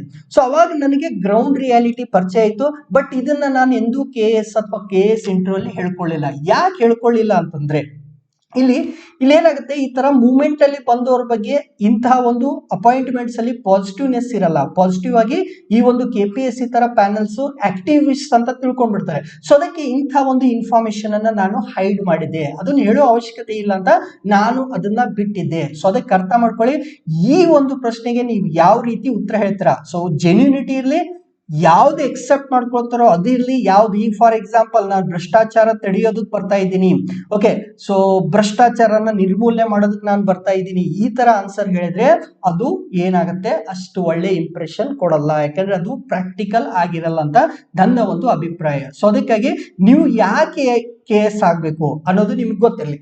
ನೆಕ್ಸ್ಟ್, ಕಾಮನ್ ಕ್ವಶನ್ಸ್ ಅಲ್ಲಿ ನೀವೀಗ ಮಾಡ್ಬೇಕಾಗಿರೋ ಇನ್ನೊಂದು ಕೆಲಸ, ನ್ಯೂಸ್ ಪೇಪರ್ ಓದುವುದರ ಜೊತೆಗೆ ನಿಮ್ಮ ಜಿಲ್ಲೆ, ನಿಮ್ಮ ತಾಲೂಕಿನ ಬಗ್ಗೆ ಏನೇನು ಸಾಧ್ಯ ಆಗುತ್ತೋ ಆ ಒಂದು ಇನ್ಫಾರ್ಮೇಶನ್ ಅನ್ನ ನೀವು ಕಲೆಕ್ಟ್ ಮಾಡಬೇಕು. ಸೊ ನನಗೆ ಕಾಮನ್ ಆಗಿ ಧಾರವಾಡದ ಬಗ್ಗೆ ಕ್ವಶನ್ ಬರ್ತಿತ್ತು. ಧಾರವಾಡ ಅಂದ ತಕ್ಷಣ ಎಸ್ಪೆಷಲಿ ನನಗೆ ಬರ್ತಾ ಇರೋದು ಧಾರವಾಡದಲ್ಲಿ ಇದ್ದಂತ ಕವಿಗಳು. Okay, so the Ra Bendre ಆಗಿರ್ಬೋದು, ಚನ್ನವೀರ್ ಕಣವಿ ಆಗಿರ್ಬೋದು, ಸಾಕಷ್ಟು ಜನ ಕವಿಗಳು ಧಾರವಾಡದಲ್ಲಿ ಇದ್ದಾರೆ, ಆಗಿ ಹೋಗಿದ್ದಾರೆ. ಸೊ ಅಂಥ ಕವಿಗಳ ಬಗ್ಗೆ ಒಂದು ಕ್ವಶನ್ ಆದ್ರೂ ನನಗೆ ಬರುತ್ತೆ ಅಂತ ಇರ್ತಿತ್ತು. ಸೊ ಧಾರವಾಡದಲ್ಲಿ ಇರುವಂತಹ ಬಿಲ್ಡಿಂಗ್ಸ್, ಆ ಒಂದು ಇದ್ರ ಬಗ್ಗೆ ಯೂಶುವಲಿ ನಮ್ಗೆ ಕ್ವಶನ್ ಕೇಳಿದ್ದು ಏನಂತಂದ್ರೆ, ನಮ್ಮ ಧಾರವಾಡದ ಕವಿಗಳು ಮತ್ತು ಅವ್ರು ಬರೆದಂತ ಕೃತಿಗಳು. ಓಕೆ, ಸೊ ಇಂಥದ್ರ ಬಗ್ಗೆ ಕ್ವಶನ್ಸ್ ಕೇಳ್ತಾರೆ. ಸೊ ಅದಕ್ಕೆ ನಿಮ್ಮ ಒಂದು ಜಿಲ್ಲೆಯ ಇಂಪಾರ್ಟೆನ್ಸ್ ಏನು, ನಿಮ್ಮ ಜಿಲ್ಲೆಯ ಇತಿಹಾಸ ಏನು, ಸೊ ನಿಮ್ಮ ಜಿಲ್ಲೆಯ ಇತಿಹಾಸ ಏನು ಅನ್ನೋದನ್ನ ನೀವೇನ್ ಮಾಡ್ಬೇಕು, ಓದ್ಕೋಬೇಕು. ಸೊ ಇದು ಕಂಪಲ್ಸರಿ ಮಾಡ್ಬೇಕು. ಮೊದಲು ನಾವೆಲ್ಲ ಇಂಟರ್ವ್ಯೂ ಕೊಡುವಾಗ ನಮ್ಮ ವಾಟ್ಸ್ಆಪ್ ಗ್ರೂಪ್ಸ್ ಆಗಿರ್ತಿತ್ತು. ಆ ವಾಟ್ಸ್ಆಪ್ ಗ್ರೂಪ್ಸ್ ಅಲ್ಲಿ ಒಬ್ಬೊಬ್ರು ತಮ್ಮ ಜಿಲ್ಲೆ ಬಗ್ಗೆ ಇನ್ಫಾರ್ಮೇಶನ್ ನ ಕಲೆಕ್ಟ್ ಮಾಡಿ ಹಾಕ್ಬಿಡ್ತಿದ್ರು. ಸೊ ಹೀಗೆ ನಾವು ಇಂಟರ್ವ್ಯೂ ಸ್ಟಾರ್ಟ್ ಆಗೋಕ್ಕಿಂತ ಮುಂಚೆನೆ ಏನಾಗ್ಬಿಡ್ತಿತ್ತು, ಎಲ್ಲರಿಗೂ ಅವರವರ ಜಿಲ್ಲೆಯ ಇನ್ಫಾರ್ಮೇಶನ್ ನ ಅಟ್ ಲೀಸ್ಟ್ ಒಂದಿಬ್ರು ಶೇರ್ ಮಾಡ್ತಿದ್ರು. ಇವನ್ ನಿಮ್ಮ ಹತ್ರ ವಿಕಿಪೀಡಿಯಾ ಇದೆ, ವಿಕಿಪೀಡಿಯಾನ ನೀವು ಟ್ರಾನ್ಸ್ಲೇಟ್ ಮಾಡ್ಕೊಂಡು ಆ ತರ ಇನ್ಫಾರ್ಮೇಶನ್ ಶೇರ್ ಮಾಡ್ಕೊಳ್ಳಿ. ಸಾಧ್ಯ ಆದಷ್ಟು ನಿಮ್ಮ ಜಿಲ್ಲೆ, ನಿಮ್ಮ ತಾಲೂಕು, ನಿಮ್ಮ ಊರಿನ ಬಗ್ಗೆ ಏನಾದ್ರೂ ಇತಿಹಾಸ ಇದ್ರೆ ಅಲ್ಲಿ ನೀವು ಯಾವ್ದನ್ನು ತಪ್ಪಬಾರ್ದು. ಇವನ್ ಅಲ್ಲಿ ಇಯರ್ಸ್ ಕೂಡ, ಯಾವ್ದಾದ್ರು ಒಂದು ವರ್ಷ ಇದ್ರೆ ಆ ವರ್ಷವನ್ನು ಕೂಡ ನೀವು ಸರಿಯಾಗಿ ನೆನ್ಪಿಟ್ಕೋಬೇಕು. ಅದನ್ನ KPSC ದವರು ಎಕ್ಸ್ಪೆಕ್ಟ್ ಮಾಡ್ತಾರೆ. ಸೊ ನಿಮ್ಮ ಕವಿಗಳಾಗಿರ್ಬೋದು ಅಥವಾ ಫೇಮಸ್ ಆಗಿರುವಂತ ಯಾವುದೋ ಪ್ರಸಿದ್ಧಿಯನ್ನು ಹೊಂದಿರುವಂತ ವ್ಯಕ್ತಿಗಳಾಗಿರ್ಬೋದು, ಯಾವುದೇ ಘಟನೆ ಆಗಿರ್ಬೋದು, ಇವನ್ ಅಲ್ಲಿ ಏನಾದ್ರೂ ಜಾತ್ರೆಗಳು ನಡೀತಾ ಇದ್ರೆ ಅದು ಕೂಡ. ಓಕೆ, ಸೊ ಇತ್ತೀಚೆಗೆ ಇದೊಂದು ಬಂದಿದೆಯಲ್ಲ, ಈ national parks, wild life centuries, ಇವು ಯಾವ್ಯಾವ ಏನೇನ್ ನಿಮ್ ಡಿಸ್ಟಿಕ್ ಅಲ್ಲಿ ಇರುತ್ತಲ್ಲ ಅದೆಲ್ಲವನ್ನ ನೀವು ಓದ್ಬೇಕು. ಸೊ ಟೈಮ್ ಕಡಿಮೆ ಇದೆ, ಅದನ್ನು ಕೂಡ ನೋಡಿ. ಸೊ ಅದಾದ್ಮೇಲೆ ನೆಕ್ಸ್ಟ್ ಏನ್ ಕೇಳ್ತಾರ ಅಂತಂದ್ರೆ, ಈಗ ನನಗೆ ಕೇಳಿದ್ರು ಎಸ್ಪೆಷಲಿ ಮೂರನೇ ಇಂಟರ್ವ್ಯೂ ಅಲ್ಲಿ. ಸೊ ಮೂರನೇ ಇಂಟರ್ವ್ಯೂ ಅಲ್ಲಿ ಏನ್ ಕೇಳಿದ್ರು ಅಂತಂದ್ರೆ, ನೋಡಪ್ಪ ನಿಂದು ಮೂರನೇ ಇಂಟರ್ವ್ಯೂ, ಓಕೆ, ಸೊ ಈ ಇಂಟರ್ವ್ಯೂ ನೀನ್ ಸೆಲೆಕ್ಟ್ ಆಗ್ಲಿಲ್ಲ ಅಂತಂದ್ರೆ ಏನು ಮಾಡ್ತೀಯಾ ಅಂತ ಕೇಳಿದ್ರು. ಸೊ ಪ್ಲಾನ್ ಬಿ ಏನು, ಇನ್ ಕೇಸ್ ನೀವು ಈ ಸಂದರ್ಶನವನ್ನ ಕ್ಲಿಯರ್ ಮಾಡ್ಲಿಲ್ಲ ಅಂದ್ರೆ ಮುಂದೆ ಏನು, ಇಂಥ ಒಂದು ಒಳ್ಳೆ ಕಾಲೇಜಿಂದ ಕಲ್ತು ಇಷ್ಟು ದಿವಸ ಹಾಳಾಗಿದೆಯಾ, ಸೊ ಈಗ ಇಂಟರ್ವ್ಯೂ ಸೆಲೆಕ್ಟ್ ಆದ್ರೆ ನೀನ್ ಏನ್ ಮಾಡ್ತೀಯಾ ಅಂತ ಕೇಳಿದ್ರು. ನನ್ನ ಹತ್ರ ನಿಜವಾಗ್ಲೂ ಆ ವರ್ಷ ಆ ಟೈಮಲ್ಲಿ ಪ್ಲಾನ್ ಬಿ ಅಂತ ಇರ್ಲಿಲ್ಲ, ಈಗಲೂ ಕೂಡ ಇಲ್ಲ. ಸೊ ಸುಮ್ಮನೆ ಅದಕ್ಕೆ ಟೀಚ್ ಮಾಡ್ತಾ ಇದ್ದೀನಿ. ಸೊ ಪ್ಲಾನ್ ಬಿ ಬಗ್ಗೆ ಕೇಳಿದ್ರೆ ಇಲ್ಲಿ ನೀವೇನ್ ಹೇಳ್ಬೇಕು, ಆಪ್ಷನ್ಸ್ ಇದೆ, ಬಟ್ ಅದು ಯಾವುದು ಕೇಸ್ ಕೊಟ್ಟಷ್ಟು ಏನಿಲ್ಲ, ಸಂತೃಪ್ತಿಯನ್ನ ಕೊಡೋದಿಲ್ಲ ಅಂತ ನೀವು ಹೈಲೈಟ್ ಮಾಡಬೇಕು. ಸೊ ಇದು ನಿಮ್ಮ ಹತ್ರ ಈಗ ಜಾಬ್ ಮಾಡ್ತಿದ್ರೆ, ಎಸ್ ನಾನು ಈ ಜಾಬ್ ಅನ್ನ ಕಂಟಿನ್ಯೂ ಮಾಡ್ತೀನಿ, ಏನ್ ಮಾಡಕ್ಕಾಗಲ್ಲ, ಯಾಕಂದ್ರೆ ನನಗಿಂತ ಒಳ್ಳೆಯವ್ರು ಏನಾದ್ರು ಹೋದ್ರೆ ಸೊ ನಾನು ಏನ್ ಮಾಡಕ್ಕಾಗಲ್ಲ, ಬಟ್ ಆದ್ರೂ ಕೂಡ ನನಗೆ ಒಂದು ಪೋಸ್ಟ್ ಸಿಗೋದ್ರಿಂದ ಆಗುವಂತ ಒಂದು ಸಂತೃಪ್ತಿ ನಾನು ಮಾಡುವಂತ ಬೇರೆ ಯಾವುದೂ ಕೆಲಸದಲ್ಲಿ ಸಿಗಲ್ಲ ಅನ್ನೋದನ್ನ ಮನವರಿಕೆ ಮಾಡುವಂತಹದ್ದು ಅವ್ರಿಗೆ ನೀವೇನ್ ಮಾಡಬೇಕು, ಆ ರಿಯಲೈಸೇಷನ್ ಮಾಡುವಂತಹ ಒಂದು ಕೆಲಸ ಯಾರ್ದು, ನಿಮ್ಮದು. ನೆಕ್ಸ್ಟ್ ಈಗ ನಂದು 3 ಇಂಟರ್ವ್ಯೂಸ್ ಅಲ್ಲಿ ಏನೇನ್ ಕ್ವಶನ್ ಕೇಳಿದ್ರು ಬಹಳಷ್ಟು ನೆನಪಿಲ್ಲ, ಕೆಲವೊಂದಿಷ್ಟು ಇಂಪಾರ್ಟೆಂಟ್ ಆಗಿದ್ದಂತಹ ನೆನಪಿರುವಂತಹ ಒಂದೆರಡು ಕ್ವಶನ್ಸ್ ಅನ್ನ ನಾನು ಹೇಳ್ತೀನಿ. ಸೊ 2011ರಲ್ಲಿ ಮಂಗಳಾ ಶ್ರೀಧರ್ ಅವರ ಪ್ಯಾನಲ್ ಅಲ್ಲಿ ನಂದು ಇಂಟರ್ವ್ಯೂ ಇತ್ತು. ಸೊ ಇದೇ ಕಾಮನ್ ಕ್ವಶನ್ಸ್, ಬೇಂದ್ರೆ ಅವರ ಬಗ್ಗೆ ಹೇಳಿ, ಅವರ ಕೃತಿಗಳ ಬಗ್ಗೆ ಹೇಳಿ, ಅವ್ರ ಸಾಹಿತ್ಯದ ಬಗ್ಗೆ ನಿಮ್ದೇನೋ ಅಭಿಪ್ರಾಯ, ಇಂತ ಒಂದಿಷ್ಟು ಕ್ವಶನ್ಸ್ ಅನ್ನ ಕೇಳಿದ್ರು. ಸೊ ಅದಾದ್ಮೇಲೆ ಒಂದೆರಡು ಎಕ್ಸ್ಟ್ರಾರ್ಡಿನರಿ ಕ್ವಶನ್ ಬಂದಿತ್ತು. ಸೊ 2011ರ ಇಂಟರ್ವ್ಯೂ ನಡೆದಿದ್ದು ಯಾವಾಗ, 2013ರಲ್ಲಿ ನಡೆದಿತ್ತು. ಸೊ 2013ರಲ್ಲಿ ನಡೆದಾಗ ಮಂಗಳಾ ಶ್ರೀಧರ್ ಅವರು ಅವರೇ ಒಂದು ಕ್ವಶನ್ ಕೇಳಿದ್ರು. ಏನಪ್ಪಾ ಅಂತಂದ್ರೆ, ಈಗ ಡೈರೆಕ್ಟ್ ಆಗಿ ಹೇಳಿಲ್ಲ, ನಮ್ಮ ಒಬ್ಬ ರಾಷ್ಟ್ರಪತಿಗಳಾದಂತ ಆದವರು ಅವ್ರೇನ್ ಹೇಳ್ತಾರ ಅಂತಂದ್ರೆ, 2020ರೊಳಗಡೆ ಏನಂತಂದ್ರೆ ಭಾರತ ಸೂಪರ್ ಪವರ್ ಆಗುತ್ತೆ ಅಂತ ಹೇಳ್ತಾರೆ. ಓಕೆ, ಸೊ ನಮ್ಮೊಬ್ಬ ರಾಷ್ಟ್ರಪತಿಗಳು ಏನ್ ಹೇಳಿದ್ರು, 2020ರಲ್ಲಿ ಭಾರತ ಸೂಪರ್ ಪವರ್ ಆಗುತ್ತೆ ಅಂತ ಹೇಳಿದ್ರು. ಇದರ ಬಗ್ಗೆ ನಿಮ್ಮ ಒಂದು ಅಭಿಪ್ರಾಯ ಏನು ಅಂತ ಕೇಳಿದ್ರು. ಓಕೆ, ಸೊ ಕ್ವಶನ್ ಅರ್ಥ ಆಯ್ತಾ, 2020ರೊಳಗೆ ಭಾರತ ಸೂಪರ್ ಪವರ್ ಆಗುತ್ತೆ ಅಂತ ನಮ್ಮ ಒಬ್ಬ ರಾಷ್ಟ್ರಪತಿಗಳು ಹೇಳಿದ್ರು ಅಂತ. ಹಾಗಾದ್ರೆ ಇದ್ರ ಬಗ್ಗೆ ನಿಮ್ಮ ಅಭಿಪ್ರಾಯ ಏನು ಅಂತ ಕೇಳಿದ್ರು. ಸೊ ಅವ್ರು ಕೇಳುವ ಒಂದು ಧಾಟಿ ಮತ್ತೆ ನಾನು ಹೇಳಿದ ಒಂದು ಆನ್ಸರ್, ಸೊ ನಾನು ಇಮಿಡಿಯೇಟ್ ಆಗಿ ಆ ಪ್ರಶ್ನೆ ಕೇಳಿಸ್ಕೊಳ್ತಿದ್ದಂಗೆ ನಾನೇನಂತ ಹೇಳಿದೆ, ನೋ, ಇಲ್ಲ, ಸಾಧ್ಯವಿಲ್ಲ ಅಂತ ಹೇಳಿದೆ. ಓಕೆ, ಸೊ ಸಾಧ್ಯವಿಲ್ಲ ಅಂತ ಹೇಳಿದೆ. ಸೊ ಯಾಕೆ ಸಾಧ್ಯವಿಲ್ಲ ಅಂತ ಹೇಳಿದ ತಕ್ಷಣ, ಸಾಧ್ಯವಿಲ್ಲ ಇದನ್ನ ಇಷ್ಟ ಹೇಳಿದ ತಕ್ಷಣ ಅವರು ಸಡನ್ ಆಗಿ ಶಾಕ್ ಆಗಿ ನನ್ನ ಕಡೆಯನ್ನ ನೋಡಿದ್ರು. ಓಕೆ, ಸೊ ಯೂಶುವಲಿ ಅವ್ರು ಎಕ್ಸ್ಪೆಕ್ಟ್ ಮಾಡ್ತಿದ್ದು ಎಸ್ ಅಂತ. ಇದ್ರಲ್ಲೇ ನನ್ಗೆ ಅರ್ಥ ಆಯ್ತು, ಯಾಕಂದ್ರೆ ಅವರು ಶಾಕ್ ಆಗಿ ನೋಡಿದ್ರು. ಇವನೇನಪ್ಪ ಹಿಂಗೆ ಹೇಳ್ತಿದ್ದಾನೆ, ನೋ ಸಾಧ್ಯ ಇಲ್ಲ ಅಂತ ಹೇಳ್ತಿದ್ದೇನೆ ಅಂತಂದ್ರೆ, ಅವಾಗ ಅವ್ರು ಶಾಕ್ ಆಗಿ ಕೇಳಿದ್ರು, ಹೆಂಗೆ ಹೇಳ್ತೀರಾ, ಯಾಕೆ ಅಂತ ಹೇಳಿ. ಸೊ ನಾನೇನ್ ಹೇಳಿದೆ ಅಂದ್ರೆ, ಮೇಡಮ್ ನಾವೀಗಿರೋದು 2013ರಲ್ಲಿ, ಹೌದಾ. ಸೊ 2013ರಲ್ಲಿ ಇದ್ದೀವಿ. ಬರೀ 7 ವರ್ಷದಲ್ಲಿ ನಾವು ಏನೋ ಆಗಕ್ಕೆ ಸಾಧ್ಯ ಇಲ್ಲ, ಸೂಪರ್ ಪವರ್ ಆಗಕ್ಕೆ ಸಾಧ್ಯ ಇಲ್ಲ. ಆಲ್ರೆಡಿ ಚೀನಾ ಕೂಡ ಸೂಪರ್ ಪವರ್ ಆಗೋದಕ್ಕೆ ಬಹಳಷ್ಟು ವರ್ಷದಿಂದ ಪ್ರಯತ್ನ ಪಡ್ತಿದೆ. ನಾವು ಚೀನಾಗಿಂತ ಏನಿದ್ದೀವಿ, ಹಿಂದೆ ಇದ್ದೀವಿ ಆರ್ಥಿಕವಾಗಿ, ಮತ್ತು ಆ ಒಂದು ಇನ್ಫ್ಲೂಯೆನ್ಸ್ ಅಲ್ಲಿ ಚೀನಾಗಿಂತ ಹಿಂದೆ ಇದ್ದೀವಿ. ಆ ಚೀನಾನ ಬೀಟ್ ಮಾಡಿದ್ರೇನೆ ನಾವು ಸೂಪರ್ ಪವರ್ ಆಗೋದು. ಸೊ ನಾವು ನಮ್ಮ ಪಂಚವಾರ್ಷಿಕ ಯೋಜನೆ 5 ಇಯರ್ ಪ್ಲಾನ್ಸ್ ಎಲ್ಲ ನೋಡ್ತೀವಲ್ಲ, ಅದರಲ್ಲಿ ನಾವು ಅನ್ಕೊಂಡಿದ್ದ ಗುರಿಯನ್ನ ನಾವು ಸಾಧಿಸಿರೋದು ಬಹಳ ಕಡಿಮೆ. ಸೊ 7 ವರ್ಷದ ಅವಧಿಯಲ್ಲಿ ನಾವು ಚೀನಾನ ಬೀಟ್ ಮಾಡಿ ಅದಕ್ಕಿಂತ ಮುಂದೆ ಹೋಗ್ತೀವಿ ಅನ್ನೋದು ನನಗೆ ವೈಯಕ್ತಿಕವಾಗಿ ಸಾಧ್ಯ ಇಲ್ಲ ಅಂತ ಅನ್ಸುತ್ತೆ. ಆದರೆ ಇದು ಕೂಡ ಇಂಪಾರ್ಟೆಂಟು, ಆದರೆ ನಮ್ಮ ಹತ್ರ ಆ ಸಾಮರ್ಥ್ಯ ಇದೆ ಅನ್ನೋದನ್ನ ನಾನು ಹೇಳಿದೆ. ಸೊ ನಮ್ಮ ಹತ್ರ ಡೆಫಿನೆಟ್ ಆಗಿ we deserve to be the super power, ನಮ್ಮ ಹತ್ರ ಸಾಮರ್ಥ್ಯ ಇದೆ, ಆದ್ರೆ 7 ವರ್ಷದಲ್ಲಿ ಆಗ್ತೀವಿ ಅನ್ನೋದು ನನಗೆ ಅನ್ಸೋದಿಲ್ಲ ಅಂತ ಅವರಿಗೆ ಕ್ಲಿಯರ್ ಆಗಿ ನಾನು ಮೆನ್ಷನ್ ಮಾಡಿದೆ. ಬಟ್ ನಾನೇನು ಭಾರತದ ಬಗ್ಗೆ ಋಣಾತ್ಮಕವಾಗಿ ಮಾತಾಡಲಿಲ್ಲ. ನಾನು ಹೇಳಿದ್ದೇನಂತಂದ್ರೆ ನಮ್ಮ ಹತ್ರ ಸಾಮರ್ಥ್ಯ ಇದೆ ಅಂತ ಹೇಳಿದೆ. ಸೊ ನಾವು 2020 ಟಾರ್ಗೆಟ್ ಆಗಿ ಇಟ್ಕೊಂಡು ಹೋದ್ರೆ ಮುಂದೆ 2025 ಅಥವಾ 2030 ನಾವು ಆ ಗುರಿಯನ್ನ ಮುಟ್ಟಬಹುದು. ಆದ್ರೆ 7 ವರ್ಷದಲ್ಲಿ ಇದು ಸಾಧ್ಯ ಅನ್ನೋದು ನನಗೆ ಏನಿಲ್ಲ ಅನಿಸ್ತಾ ಇಲ್ಲ ಅಂತ ಹೇಳಿದೆ. ಬಟ್ ಅಷ್ಟಕ್ಕೆ ನಿಲ್ಲಿಸಲಿಲ್ಲ. ಈಗ ಆ ರಾಷ್ಟ್ರಪತಿ ಆದವರು ಅವರು ಉನ್ನತ ಸ್ಥಾನದಿಂದ ಅವ್ರೇನಿದ್ದಾರೆ ರಾಷ್ಟ್ರಪತಿಗಳಾಗಿ ಅಲ್ಲಿಂದ ನೋಡ್ತಾ ಇದ್ದಾರೆ. ಓಕೆ, ಸೊ ಮೋಸ್ಟ್ಲಿ ಅವರ ಒಂದು ದೃಷ್ಟಿಕೋನದಿಂದ ಅವರ ಒಂದು ಪರ್ಸೆಪ್ಷನ್ ಇಂದ ಇಂಡಿಯಾ ಸೂಪರ್ ಪವರ್ ಆಗಬಹುದು ಅಂತ ರಾಷ್ಟ್ರಪತಿಗಳಿಗೆ ಅನಿಸಿರ್ಬೋದು. ಆದ್ರೆ ನಾನೊಬ್ಬ ಸಾಮಾನ್ಯ ಪ್ರಜೆಯಾಗಿ ನನಗದು ಆಗತ್ತಂತ ಅನಿಸ್ತಿಲ್ಲ ಮೇಡಮ್. ನನಗೆ ಆ ರಾಷ್ಟ್ರಪತಿಗಳ ಬಗ್ಗೆ ಗೌರವ ಇದೆ, ಬಟ್ ನನಗೆ ನನ್ನ ಒಂದು ನೈಜ ದೃಷ್ಟಿಯಿಂದ ನೋಡಿದಾಗ 2020 ನಾವು ಸೂಪರ್ ಪವರ್ ಆಗ್ತೀವಿ ಅನ್ನೋದು ನನಗೆ ಅನಿಸ್ತಿಲ್ಲ ಅಂತ ನಾನು ಹಾನೆಸ್ಟ್ ಆಗಿ ಉತ್ತರ ಕೊಟ್ಟೆ. ಸೊ ಇದು ಬಹಳಷ್ಟು ಬ್ಯಾಲೆನ್ಸ್ ಆಗಿ ಹೋಯ್ತು ನೋಡಿ. ಫಸ್ಟ್ ನಾನು ಅಬ್ಸರ್ವ್ ಮಾಡಿದ್ದೇನು, ಇಲ್ಲ ಅಂದ ತಕ್ಷಣ ಅವರ ರಿಯಾಕ್ಷನ್ ನೋಡಿದೆ. ಈಗ ನಾನು ಜಸ್ಟಿಫಿಕೇಶನ್ ಕೊಡ್ಬೇಕು, ಎಸ್ ಅಂತಿದ್ರೆ ಹೆಂಗೆ ಆಗುತ್ತೆ ಹೇಳಿ ಅಂತ ಅವ್ರಿಗೆ ಕ್ವಶನ್ ಕೇಳ್ತಾ ಇದ್ರು. ಬಟ್ ಇಲ್ಲ ಅಂತಂದಾಗ ನಾನು ಜಸ್ಟಿಫಿಕೇಶನ್ ಕೊಡ್ಬೇಕು. ಜೊತೆಗೆ ನಮ್ಮ ರಾಷ್ಟ್ರಪತಿಗಳು ನೋಡಿ ಇಷ್ಟೆಲ್ಲ ಆದ್ರೂ ನನಗೂ ಗೊತ್ತು, ಮಂಗಳಾ ಶ್ರೀಧರ್ ಅವ್ರಿಗೂ ಗೊತ್ತು, ನಾವು ಅಬ್ದುಲ್ ಕಲಾಂ ಅವ್ರ ಬಗ್ಗೆನೇ ಮಾತಾಡ್ತಿದೀವಿ ಅಂತ. ಬಟ್ ಇಬ್ರು ಅವ್ರ ಹೆಸರನ್ನ ತೆಗಿಲಿಲ್ಲ. ಓಕೆ, ಸೊ ಇಬ್ರು ರಾಷ್ಟ್ರಪತಿಗಳು ಅಬ್ದುಲ್ ಕಲಾಂ ಅವರ ಹೆಸರನ್ನ ನಾವು ತೆಗಿಲಿಲ್ಲ. ಆ ಹೆಸರು ತೆಗೆದೆ ಅವ್ರು ಯಾವ ರೀತಿ ಕ್ವಶನ್ ಕೇಳಿದ್ರಲ್ಲ ಎಂಡ್ ವರೆಗೂ ನಾವು ಅವ್ರು ಏನ್ ಹೇಳಿದಾರೋ ಅಂತಾನೆ ಬಂದ್ವಿ. ಬಟ್ ಫೈನಲಿ ಯಾರು ಅವ್ರ ಹೆಸರನ್ನ ತೆಗಿಲ್ಲ. ಸೊ ಈ ರೀತಿಯಾಗಿ ನಾನೇನ್ ಮಾಡಿದೆ ಅಂದ್ರೆ ಒಂದು ಬ್ಯಾಲೆನ್ಸ್ಡ್ ವೇದಲ್ಲಿ ಹೋದೆ. ಓಕೆ, ಬ್ಯಾಲೆನ್ಸ್ಡ್ ವೇದಲ್ಲಿ ಹೋದೆ. ನಾವೇನೇ ಹೇಳಿದ್ರು, ಸೊ ಇದ್ರ ಜೊತೆಗೆ ನಿಮ್ಗೆ ಏನಂತಂದ್ರೆ ಈ ತರ ಕ್ವಶನ್ ಬಂದಾಗ ನಿಮ್ಮ ಹತ್ರ ಕೆಲವೊಂದಿಷ್ಟು ಫ್ಯಾಕ್ಟ್ಸ್ ಇರಬೇಕು. ಫಾರ್ ಎಕ್ಸಾಂಪಲ್, ಈಗ GDP ಗ್ರೋತ್ ಅಲ್ಲಿ ಇಂಡಿಯಾದ ಪೊಸಿಷನ್ ಏನು, ಇಂಡಿಯಾದ ರ್ಯಾಂಕಿಂಗ್ ಏನು, ಇಂಥದ್ದನ್ನೆಲ್ಲ ನಾನು ಹೇಳ್ಬೇಕಿತ್ತು. ಆ ಟೈಮಲ್ಲಿ ಹೇಳ್ಬೇಕಿತ್ತು, ನಾನು ಹೇಳಿಲ್ಲ. ಸೊ ಹೀಗಾಗಿ ಇದೊಂದು ಹೋಮ್ವರ್ಕ್ ನಿಮಗೆ. ಸೊ ನಮ್ಮ GDP ರ್ಯಾಂಕಿಂಗು ಲೇಟೆಸ್ಟ್ ಆಗಿ ವರ್ಲ್ಡ್ ವೈಡ್ ಅಲ್ಲಿ ಇಂಡಿಯಾದ ಪ್ಲೇಸ್ ಏನು, ಮತ್ತೆ ಕರ್ನಾಟಕದ ಪ್ಲೇಸ್ ಏನು, ಎಸ್ಪೆಷಲಿ ಕರ್ನಾಟಕದ ಪ್ಲೇಸ್ ಏನು, ಮುಂದೆ ಡಿಸ್ಟಿಕ್ ಸಿಗಲ್ಲ, ಸಿಕ್ಕರೆ ನೋಡ್ಕೊಳ್ಳಿ. ಸೊ GDP ಅಥವಾ ಟೋಟಲ್ ಔಟ್ಪುಟ್ ಅಲ್ಲಿ ಯಾವ ಪ್ಲೇಸ್ ಅಲ್ಲಿ ಇದ್ದೀವಿ, ಅಥವಾ ಇಂಡಿಯಾ ಯಾವ್ಯಾವ್ದ್ರಲ್ಲಿ ಹೈಯೆಸ್ಟ್ ಅಲ್ಲಿ ಇದೆ, ಇಂಡಿಯಾ ಯಾವ್ಯಾವ್ದ್ರಲ್ಲಿ ಲೋಯೆಸ್ಟ್ ಅಲ್ಲಿ ಇದ್ದೀವಿ, ಇಂತಹ ಒಂದಿಷ್ಟು ಇಂಡೆಕ್ಸ್ ಅನ್ನ ನೀವು ನೆನ್ಪಿಟ್ಕೊಳ್ಳಿ. ಯಾಕಂದ್ರೆ ಈ ತರ ಆನ್ಸರ್ ಹೇಳುವಾಗ you need to give a proof, ಒಂದು ಜಸ್ಟಿಸ್, ಒಂದು ಏನೋ ಫ್ಯಾಕ್ಟ್ ಬೇಸ್ಡ್ ನೀವು ಆರ್ಗ್ಯುಮೆಂಟ್ ಮಾಡ್ಬೇಕಾಗುತ್ತೆ. ಆರ್ಗ್ಯುಮೆಂಟ್ ಅಲ್ಲ, ನಿಮ್ಮ ಒಂದು ಒಪಿನಿಯನ್ ಅನ್ನ ನೀವು ಸ್ಟ್ರಾಂಗ್ ಮಾಡ್ಕೋಬೇಕಾದ್ರೆ you have to come with particular facts. ಯಾವುದೋ ಒಂದು ಸ್ಟಡಿ ಅಥವಾ ರಿಪೋರ್ಟ್ ಮೂಲಕ ಈ ರೀತಿ ಇಂಡಿಯಾ ಸಿಚುವೇಶನ್ ಇದೆ ಅಥವಾ ನಮ್ಮ ಕರ್ನಾಟಕ ಸಿಚುವೇಶನ್ ಇದೆ, ಇದು ಪಾಸಿಬಲ್ ಇದೆಯೋ ಇಲ್ಲೋ ಅನ್ನೋದನ್ನ ನಿಮ್ಗೆ ಹೇಳಕ್ಕಾಗುತ್ತೆ. ನೆಕ್ಸ್ಟ್ ಇನ್ನೊಂದು ಕ್ವಶನ್ ಮಂಗಳಾ ಶ್ರೀಧರ್ ಅವ್ರ ಪ್ಯಾನಲ್ ಅಲ್ಲಿ ನನಗೆ ಬಂದಿದ್ದೇನಿತ್ತು ಅಂತಂದ್ರೆ, ಈಗ ಕನ್ನಡಕ್ಕೆ ಶಾಸ್ತ್ರೀಯ ಸ್ಥಾನಮಾನ ಸಿಕ್ತು. ಓಕೆ, ಸೊ ಇದರ ಬಗ್ಗೆ ನಿಮ್ಮ ಅನಿಸಿಕೆ ಏನು ಅಂತ ಹೇಳಿದ್ರು. ಸೊ ಅವಾಗಿನ್ನು ನಾನು ಚಿಕ್ಕವನು, ನಾನೇನ್ ಹೇಳಿದೆ ಅಂದ್ರೆ ಡೆಫಿನೆಟ್ ಆಗಿ ನಮ್ಮ ಕನ್ನಡ ಭಾಷೆ ಏನಾಗುತ್ತಲ್ಲ ಇದು ಶಾಸ್ತ್ರೀಯ ಸ್ಥಾನಮಾನವನ್ನ ಇದು ಪಡಿಬೇಕಿತ್ತು, ಪಡೆದಿದ್ದೀವಿ.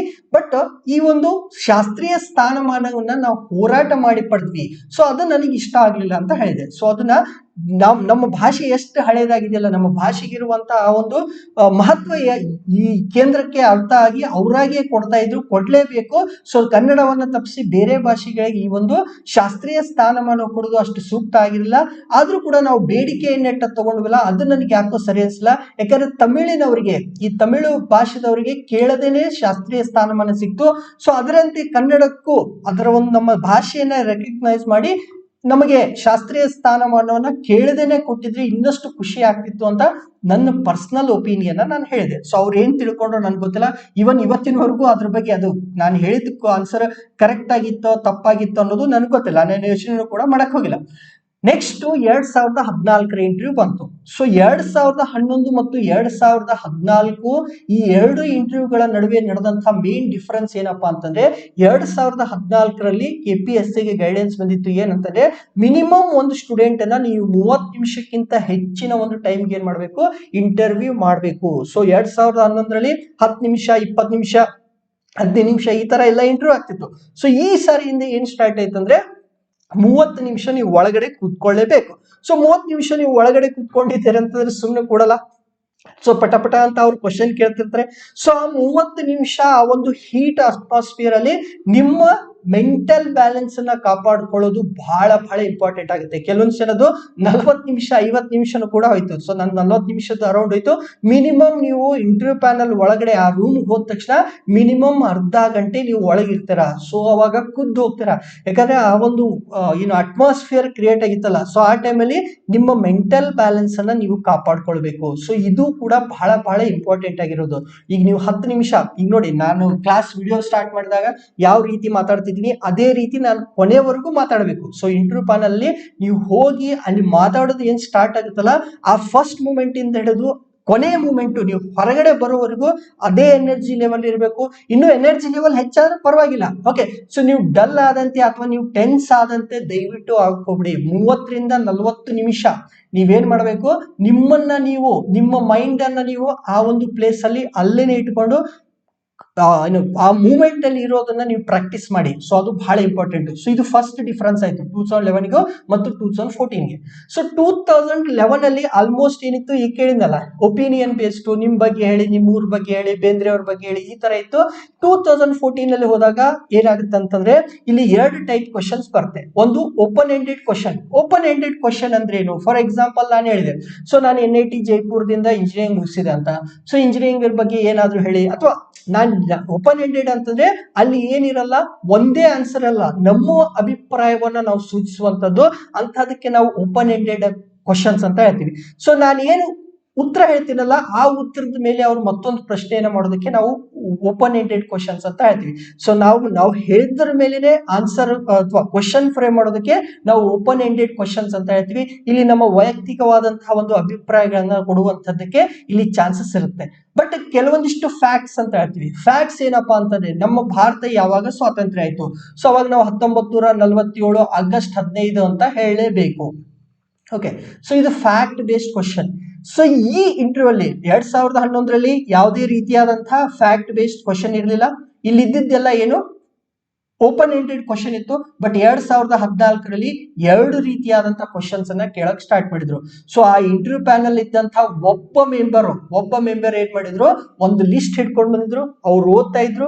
ಸೊ ಇದೇನಪ್ಪ ಅಂತ ಕೇಳ್ತಾ ಇದ್ರು. ನಾವು ಹೆಚ್ಚು ಕಡಿಮೆ ಉಳಿದ 3 ಮೆಂಬರ್ಸ್ ಏನ್ ಮಾಡಿದ್ರು, ಓಪನ್ ಎಂಡೆಡ್ ಕ್ವಶನ್ಸ್ ಕೇಳಿದ್ರು. ಸೊ ಇದನ್ನ ಹೇಳಪ್ಪ, ನಿಂದೇನು, ಎಂತು, ಯಾವ ಊರು, ಈ ತರ ಎಲ್ಲ ಕೇಳಿದ್ರು.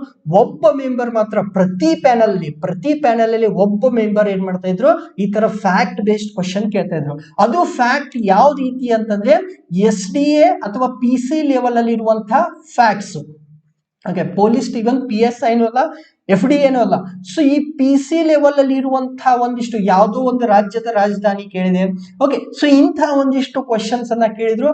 ನಾವು ಕೊಡ್ತಾ ಇರೋದೇನು, KS ಇಂಟರ್ವ್ಯೂ ಅಂತ ಹೇಳಿ ನಾವೇನು ಪ್ರಿಪೇರ್ ಆಗಿ ಹೋಗಿದ್ವಲ್ಲ, ನಮಗೆ ಬಹಳಷ್ಟು ಜನಕ್ಕೆ ಪ್ರಾಬ್ಲಮ್ ಆಗಿದ್ದು ಈ ರೀತಿ ಫ್ಯಾಕ್ಟ್ ಬೇಸ್ಡ್ ಕ್ವಶನ್ಸ್.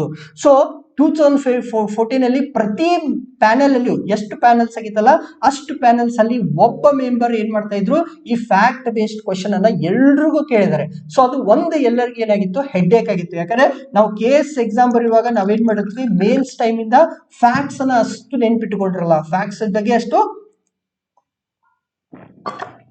ಫೋಕಸ್ ಮಾಡಿರಲ್ಲ. ಬಟ್ ಫ್ಯಾಕ್ಟ್ಸ್ ಕೇಳಕ್ ಸ್ಟಾರ್ಟ್ ಮಾಡಿದ್ವಿ ಅವಾಗ ನಮಗೆ 2014 ಇಂದ. ಓಕೆ, ಸೊ 2014 ಅದು ನಮ್ಗೆ ಹೇಳ್ತಾ ಇದ್ವಿ ಫ್ಯಾಕ್ಟ್ಸ್ ಕೇಳಕ್ ಸ್ಟಾರ್ಟ್ ಮಾಡಿದ್ರಂತ.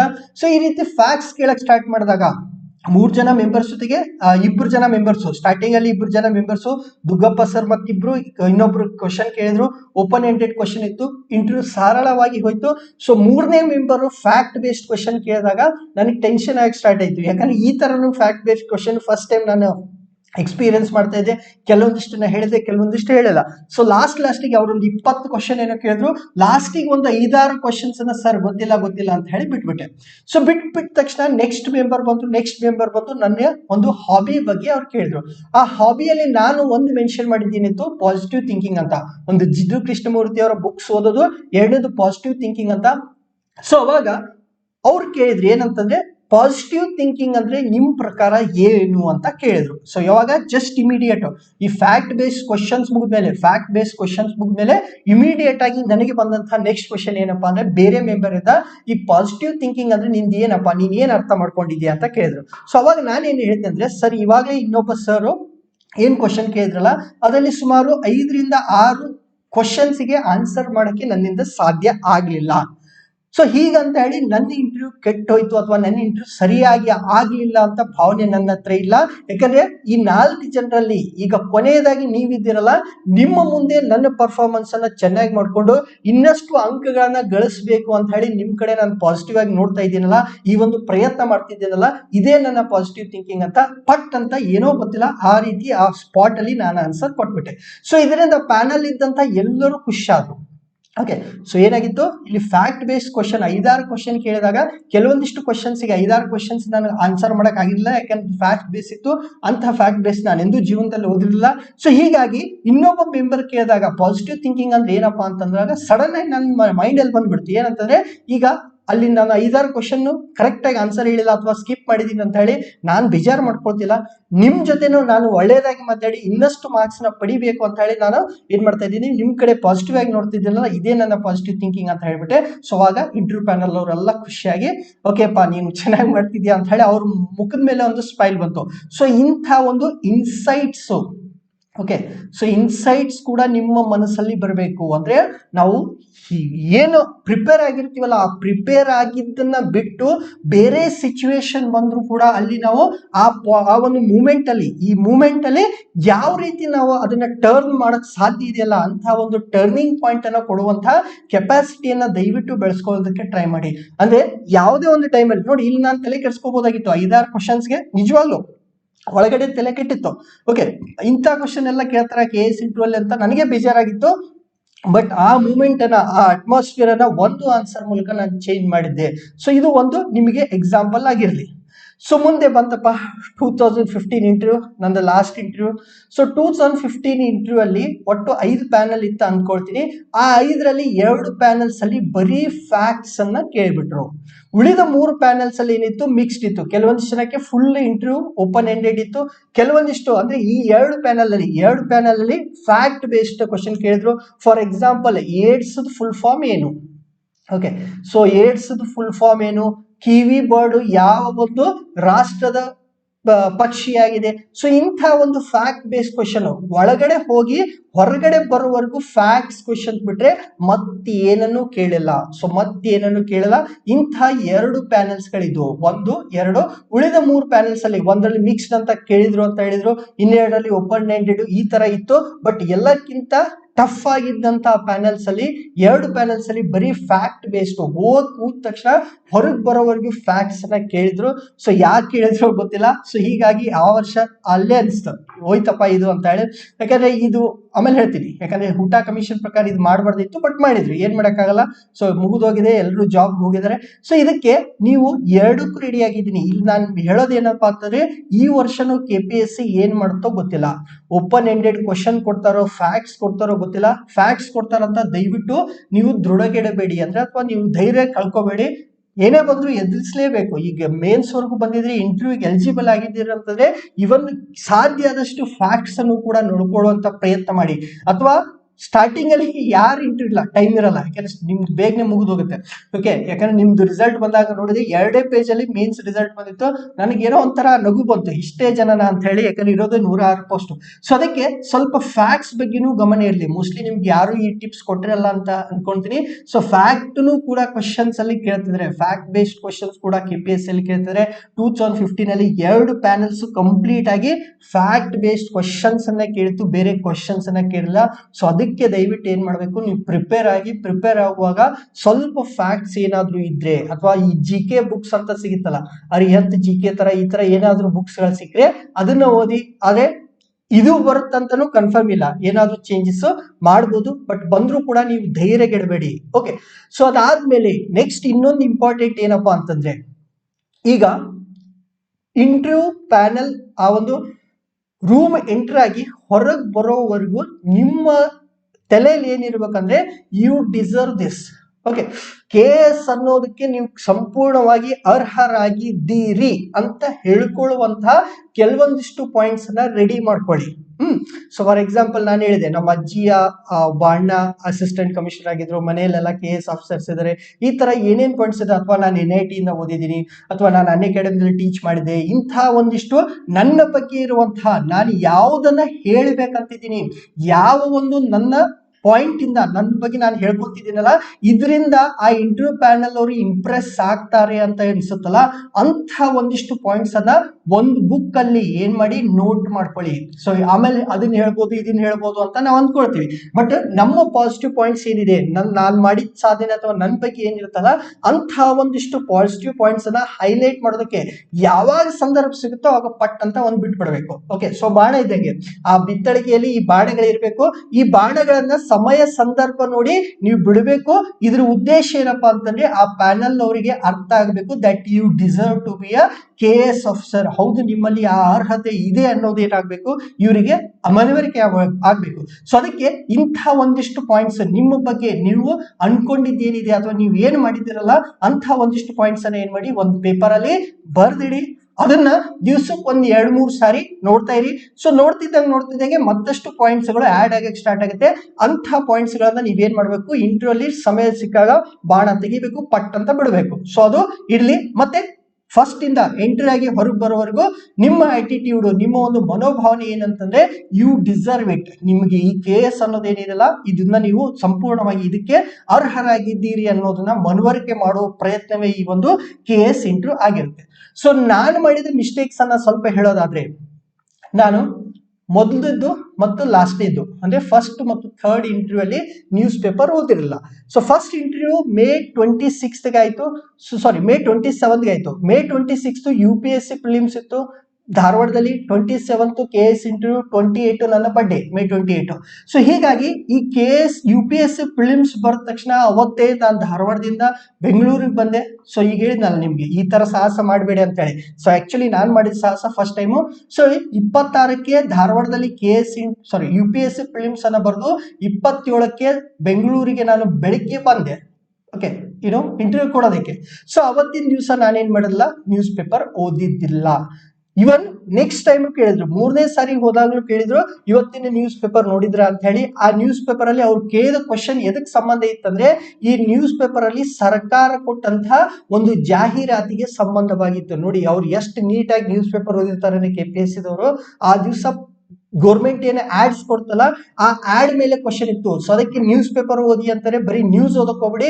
ಇದರಲ್ಲಿ ಬರುವಂತ ಆಡ್ಸ್ ಯಾರು ಕೊಟ್ಟಿರ್ಬೇಕು, ಸರ್ಕಾರ ಕೊಟ್ಟಂತ ಆ ಒಂದು ಅಡ್ವರ್ಟೈಸ್ಮೆಂಟ್ ಗಳನ್ನು ಕೂಡ ಸಂಪೂರ್ಣವಾಗಿ ಓದಿ, ಯಾವ್ದಾದ್ರು ಯೋಜನೆ ಬಗ್ಗೆ ಅಥವಾ ಯಾರ್ದಾದ್ರು ಬರ್ಡೇ, ಡೆತ್ ಆನಿವರ್ಸರಿ ಇಂಥದ್ದು ಏನೇ ಇರಲಿ ಅದನ್ನು ಕೂಡ ನೀವೇನ್ ಮಾಡ್ಬೇಕು, ಕಂಪ್ಲೀಟ್ ಆಗಿ ನೋಡ್ಬೇಕು. ಸೊ ಮೊದಲೇ ಹೇಳಿದಂತೆ 3 ನ್ಯೂಸ್ ಪೇಪರ್ಸ್ ಅನ್ನ ನೀವು ನಾಳೆಯಿಂದ ಓದ್ಲೇಬೇಕು.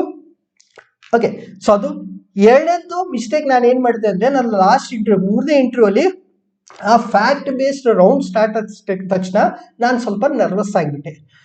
ಸೊ ನರ್ವಸ್ ಆಗಿ ಮಾತಾಡಕ್ಕೆ ಬರಲ್ಲ. ಸೊ ಅವಾಗ ಅವ್ರು ಕೇಳಿದ್ರು, ಸರ್ ಯಾಕೋ ಸ್ವಲ್ಪ ನರ್ವಸ್ ಆಗಿದ್ದೀನಿ, so I need glass of water ಅಂತ. ಸೊ ಅವಾಗ ಅವರು ಕೊಟ್ರು. ಸೊ ಅಲ್ಲೇನ್ ಪ್ರಾಬ್ಲಮ್ ಇಲ್ಲ, ನಿಮ್ ನೀರಡಿಕೆ ಆದ್ರೆ ನೀವು ನೀರು ಕೇಳ್ಬೋದು. ಸೊ ಸಾಧ್ಯ ಆದಷ್ಟು ನೀವು ಇಂಟರ್ವ್ಯೂಗೆ ಹೋಗುವಾಗ ನಿಮ್ದೇ ಆದಂತ ಒಂದು ವಾಟರ್ ಬಾಟಲ್ ಅನ್ನು ಒಯ್ಯಿರಿ, ಅಲ್ಲಿ ನೀರನ್ನ ಕುಡೀರಿ. ಓಕೆ, ಸೊ KPSC ಬಿಲ್ಡಿಂಗ್ ಒಳಗಡೆ ಸಿಕ್ಕಾಪಟ್ಟೆ ಟಾಯ್ಲೆಟ್ಸ್ ಇದೆ.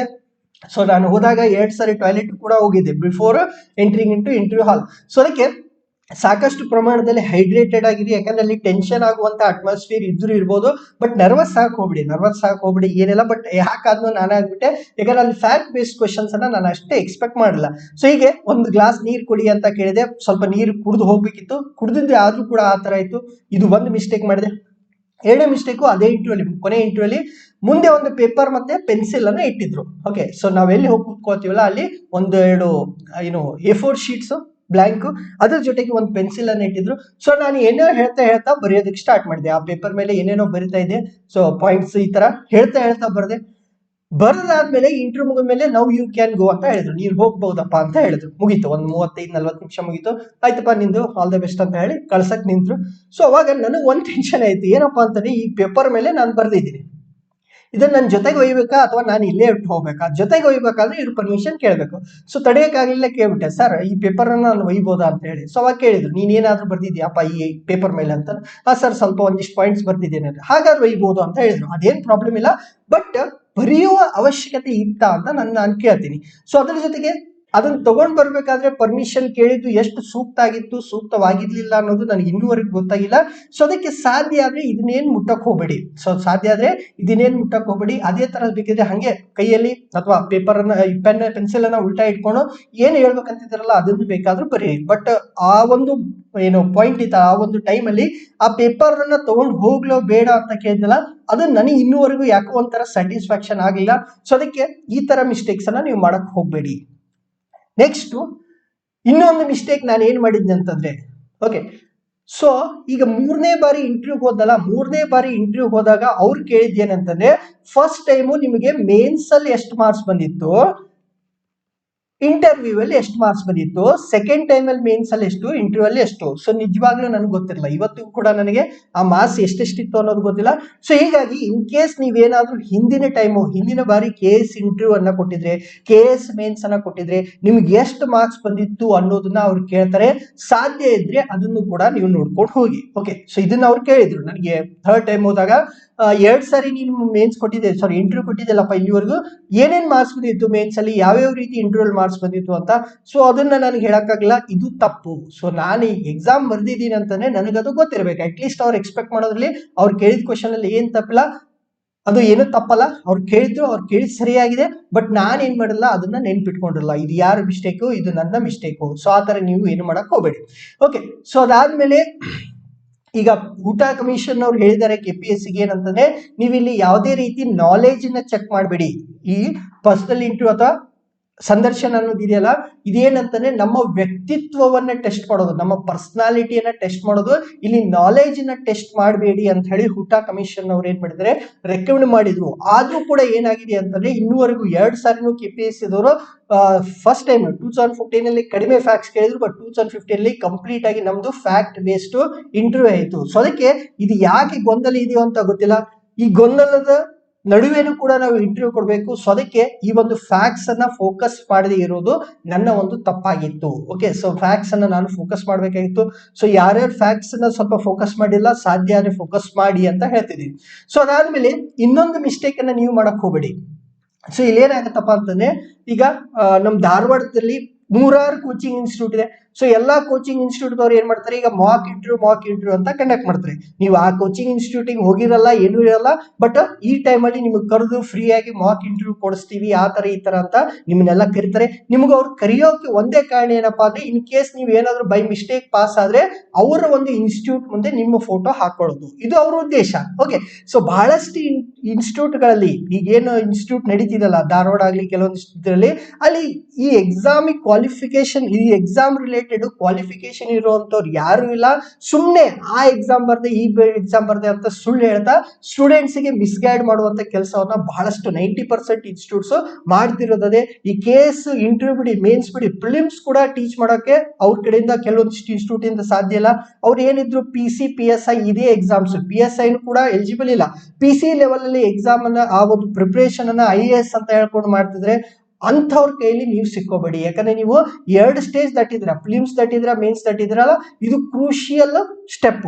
ಓಕೆ, ಸೊ ಅದಕ್ಕೆ ಒಳ್ಳೆ ರೆಪ್ಯುಟೇಟಿವ್ ಇನ್ಸ್ಟಿಟ್ಯೂಟ್ ಅಂತ ಕಡೆ ಹೋಗಿ. ಫಾರ್ ಎಕ್ಸಾಂಪಲ್ ಈಗ ಬೆಂಗಳೂರಲ್ಲಿ ರಾಜ್ಕುಮಾರ್ ಸಿವಿಲ್ ಸರ್ವಿಸ್ ಅಕಾಡೆಮಿ ಅಂತ ಇದೆ. ಸೊ ಅಂತ ಯಾವುದೋ ಒಂದು ಒಳ್ಳೆ ಇನ್ಸ್ಟಿಟ್ಯೂಟ್, ಅಲ್ಲೇನಿರ್ಬೇಕು, ಒಂದು ರೆಪ್ಯುಟೇಷನ್ ಇರಬೇಕು. ಹೌದಪ್ಪ, ಇಲ್ಲಿ ಹೋದ್ರೆ ನನಗೆ ಇಂಟರ್ವ್ಯೂಗೆ ಕರೆಕ್ಟ್ ಆಗಿ ಏನ್ ಮಾಡ್ತಾರೆ, ಗೈಡೆನ್ಸ್ ಕೊಡ್ತಾರೆ ಅನ್ನುವಂಥದ್ ಕಡೆ ಹೋಗಿ. ಬಹಳಷ್ಟು ಕಡೆ ಏನಾಗುತ್ತಪ್ಪ ಅಂದ್ರೆ, ಇವ್ರು ಏನಿಲ್ಲ, ಒಂದಿಷ್ಟು ಡ್ರೆಸ್ ಬಗ್ಗೆ ಅದು ಕ್ವಶನ್ ಕೇಳಿ ಮುಗಿಸ್ ಕಳಿಸ್ತಾರೆ. ಸೊ ಇದರಿಂದ ನಿಮ್ಮ ಪ್ರಿಪರೇಷನ್ ಅಲ್ಲಿ ಏನಾದ್ರೂ ನ್ಯೂನ್ಯತೆಗಳಿದ್ರೆ ಅದನ್ನ ಜಡ್ಜ್ ಮಾಡುವಂತ ಕೆಪಾಸಿಟಿ ಅವ್ರ ಹತ್ರ ಇರಲ್ಲ. ಸುಮ್ನೆ ಇನ್ಸ್ಟಿಟ್ಯೂಟ್ ತಕ್ಕೊಂಡು ಕೂತ್ಕೊಂಡು ಈ ಟೈಮ್ ಅಲ್ಲಿ ಬಂದಂತ ಸ್ಟೂಡೆಂಟ್ಸ್ ಹೆಸರನ್ನ ಯೂಸ್ ಮಾಡ್ಕೊಂಡು ನಾಳೆ ದಿವಸ ನಮ್ಮ ಅಡ್ವರ್ಟೈಸ್ ಮಾಡ್ಕೊಳ್ತೀವಿ ಅಂತ ಹೇಳ್ತಿದ್ರಲ್ಲ, ಇಂಥವರ ಒಂದು ಅಡ್ವರ್ಟೈಸ್ ಗೆ ನೀವು ಬಲಿಯಾಗಕ್ ಹೋಗ್ಬಿಡಿ. ಸೊ ಆ ಒಂದು ಇನ್ಸ್ಟಿಟ್ಯೂಟ್ ಗೆ ಘನತೆ ಇರಬೇಕು, ಒಂದು ರೆಸ್ಪೆಕ್ಟ್ ಇರಬೇಕು. ಅಲ್ಲಿ ಟೀಚ್ ಮಾಡೋರಿಗೆ ಅಟ್ಲೀಸ್ಟ್ KS ಪ್ರಿಲಿಮ್ಸ್ ಟೀಚ್ ಮಾಡುವಷ್ಟು ಕೆಪಾಸಿಟಿ ಇರಬೇಕು. ಸುಮ್ಮನೆ ಏನೋ PC ಲೆವೆಲ್ ಇದ್ದಿದ್ದನ್ನ IAS ಹೇಳಿದೀವಿ ಅಂತ ಹೇಳಿ ಅಂತ ಇನ್ಸ್ಟಿಟ್ಯೂಟ್ಗಳು ನಿಮ್ಮ ಒಂದು ಟ್ಯಾಲೆಂಟ್ ಅನ್ನ ಮಾರ್ಕೆಟಿಂಗ್ ಮಾಡ್ಕೊಳ್ಳೋದಕ್ಕೆ ಫ್ರೀ ಮಾಕ್ ಇಂಟರ್ವ್ಯೂಸ್ ಗಳನ್ನ ಕಂಡಕ್ಟ್ ಮಾಡ್ತಿದ್ದಾರೆ. ಸೊ ಮಾಡ್ತಾರೆ. ಅವರ ಒಂದು ಜಾಲಕ್ಕೆ ನೀವು ಬಲಿಪಶುಗಳಾಗಬೇಡಿ. ಓಕೆ, ಸೊ ಒಳ್ಳೆ ಒಂದು ಈ ಗೈಡೆನ್ಸ್ ಅಲ್ಲಿ ಯಾರಾದ್ರೂ ಆಫೀಸರ್ಸ್ ಆಲ್ರೆಡಿ ಸಿಲೆಕ್ಟ್ ಆಗಿದ್ದ ಆಫೀಸರ್ಸ್ ನಿಮಗೆ ಪರಿಚಯ ಇದ್ರೆ ಅವ್ರ ಹತ್ರ ರಿಕ್ವೆಸ್ಟ್ ಮಾಡ್ಕೊಳ್ಳಿ. ಏನಂತ, ನಮಗೊಂದು ಏನ್ ಮಾಡಿ ಮಾಕ್ ಇಂಟರ್ವ್ಯೂಸ್ ಅಂತ, ಅಥವಾ ಈಗ ಬೆಂಗಳೂರಲ್ಲಿ ರಾಜ್ಕುಮಾರ್ ಇನ್ಸ್ಟಿಟ್ಯೂಟ್ ತರ ಒಂದಿಷ್ಟು ರೆಪ್ಯೂಟೆಡ್ ಇನ್ಸ್ಟಿಟ್ಯೂಟ್ಸ್ ಇದೆ, ಅವ್ರ ಹತ್ರ ಗೈಡೆನ್ಸಿಗೆ ಹೋಗಿ, ಅಥವಾ ಆಫೀಸರ್ಸ್ ಇದ್ದಾರಲ್ಲ ಅಂತವ್ರ ಹತ್ರ ಹೋಗಿ. ಸೊ ಅಲ್ಲಿ ಮಾತ್ರ ಏನ್ ಮಾಡಿ ಮಾಕ್ ಇಂಟರ್ವ್ಯೂಸ್ ಅನ್ನ ಕೊಡಿ.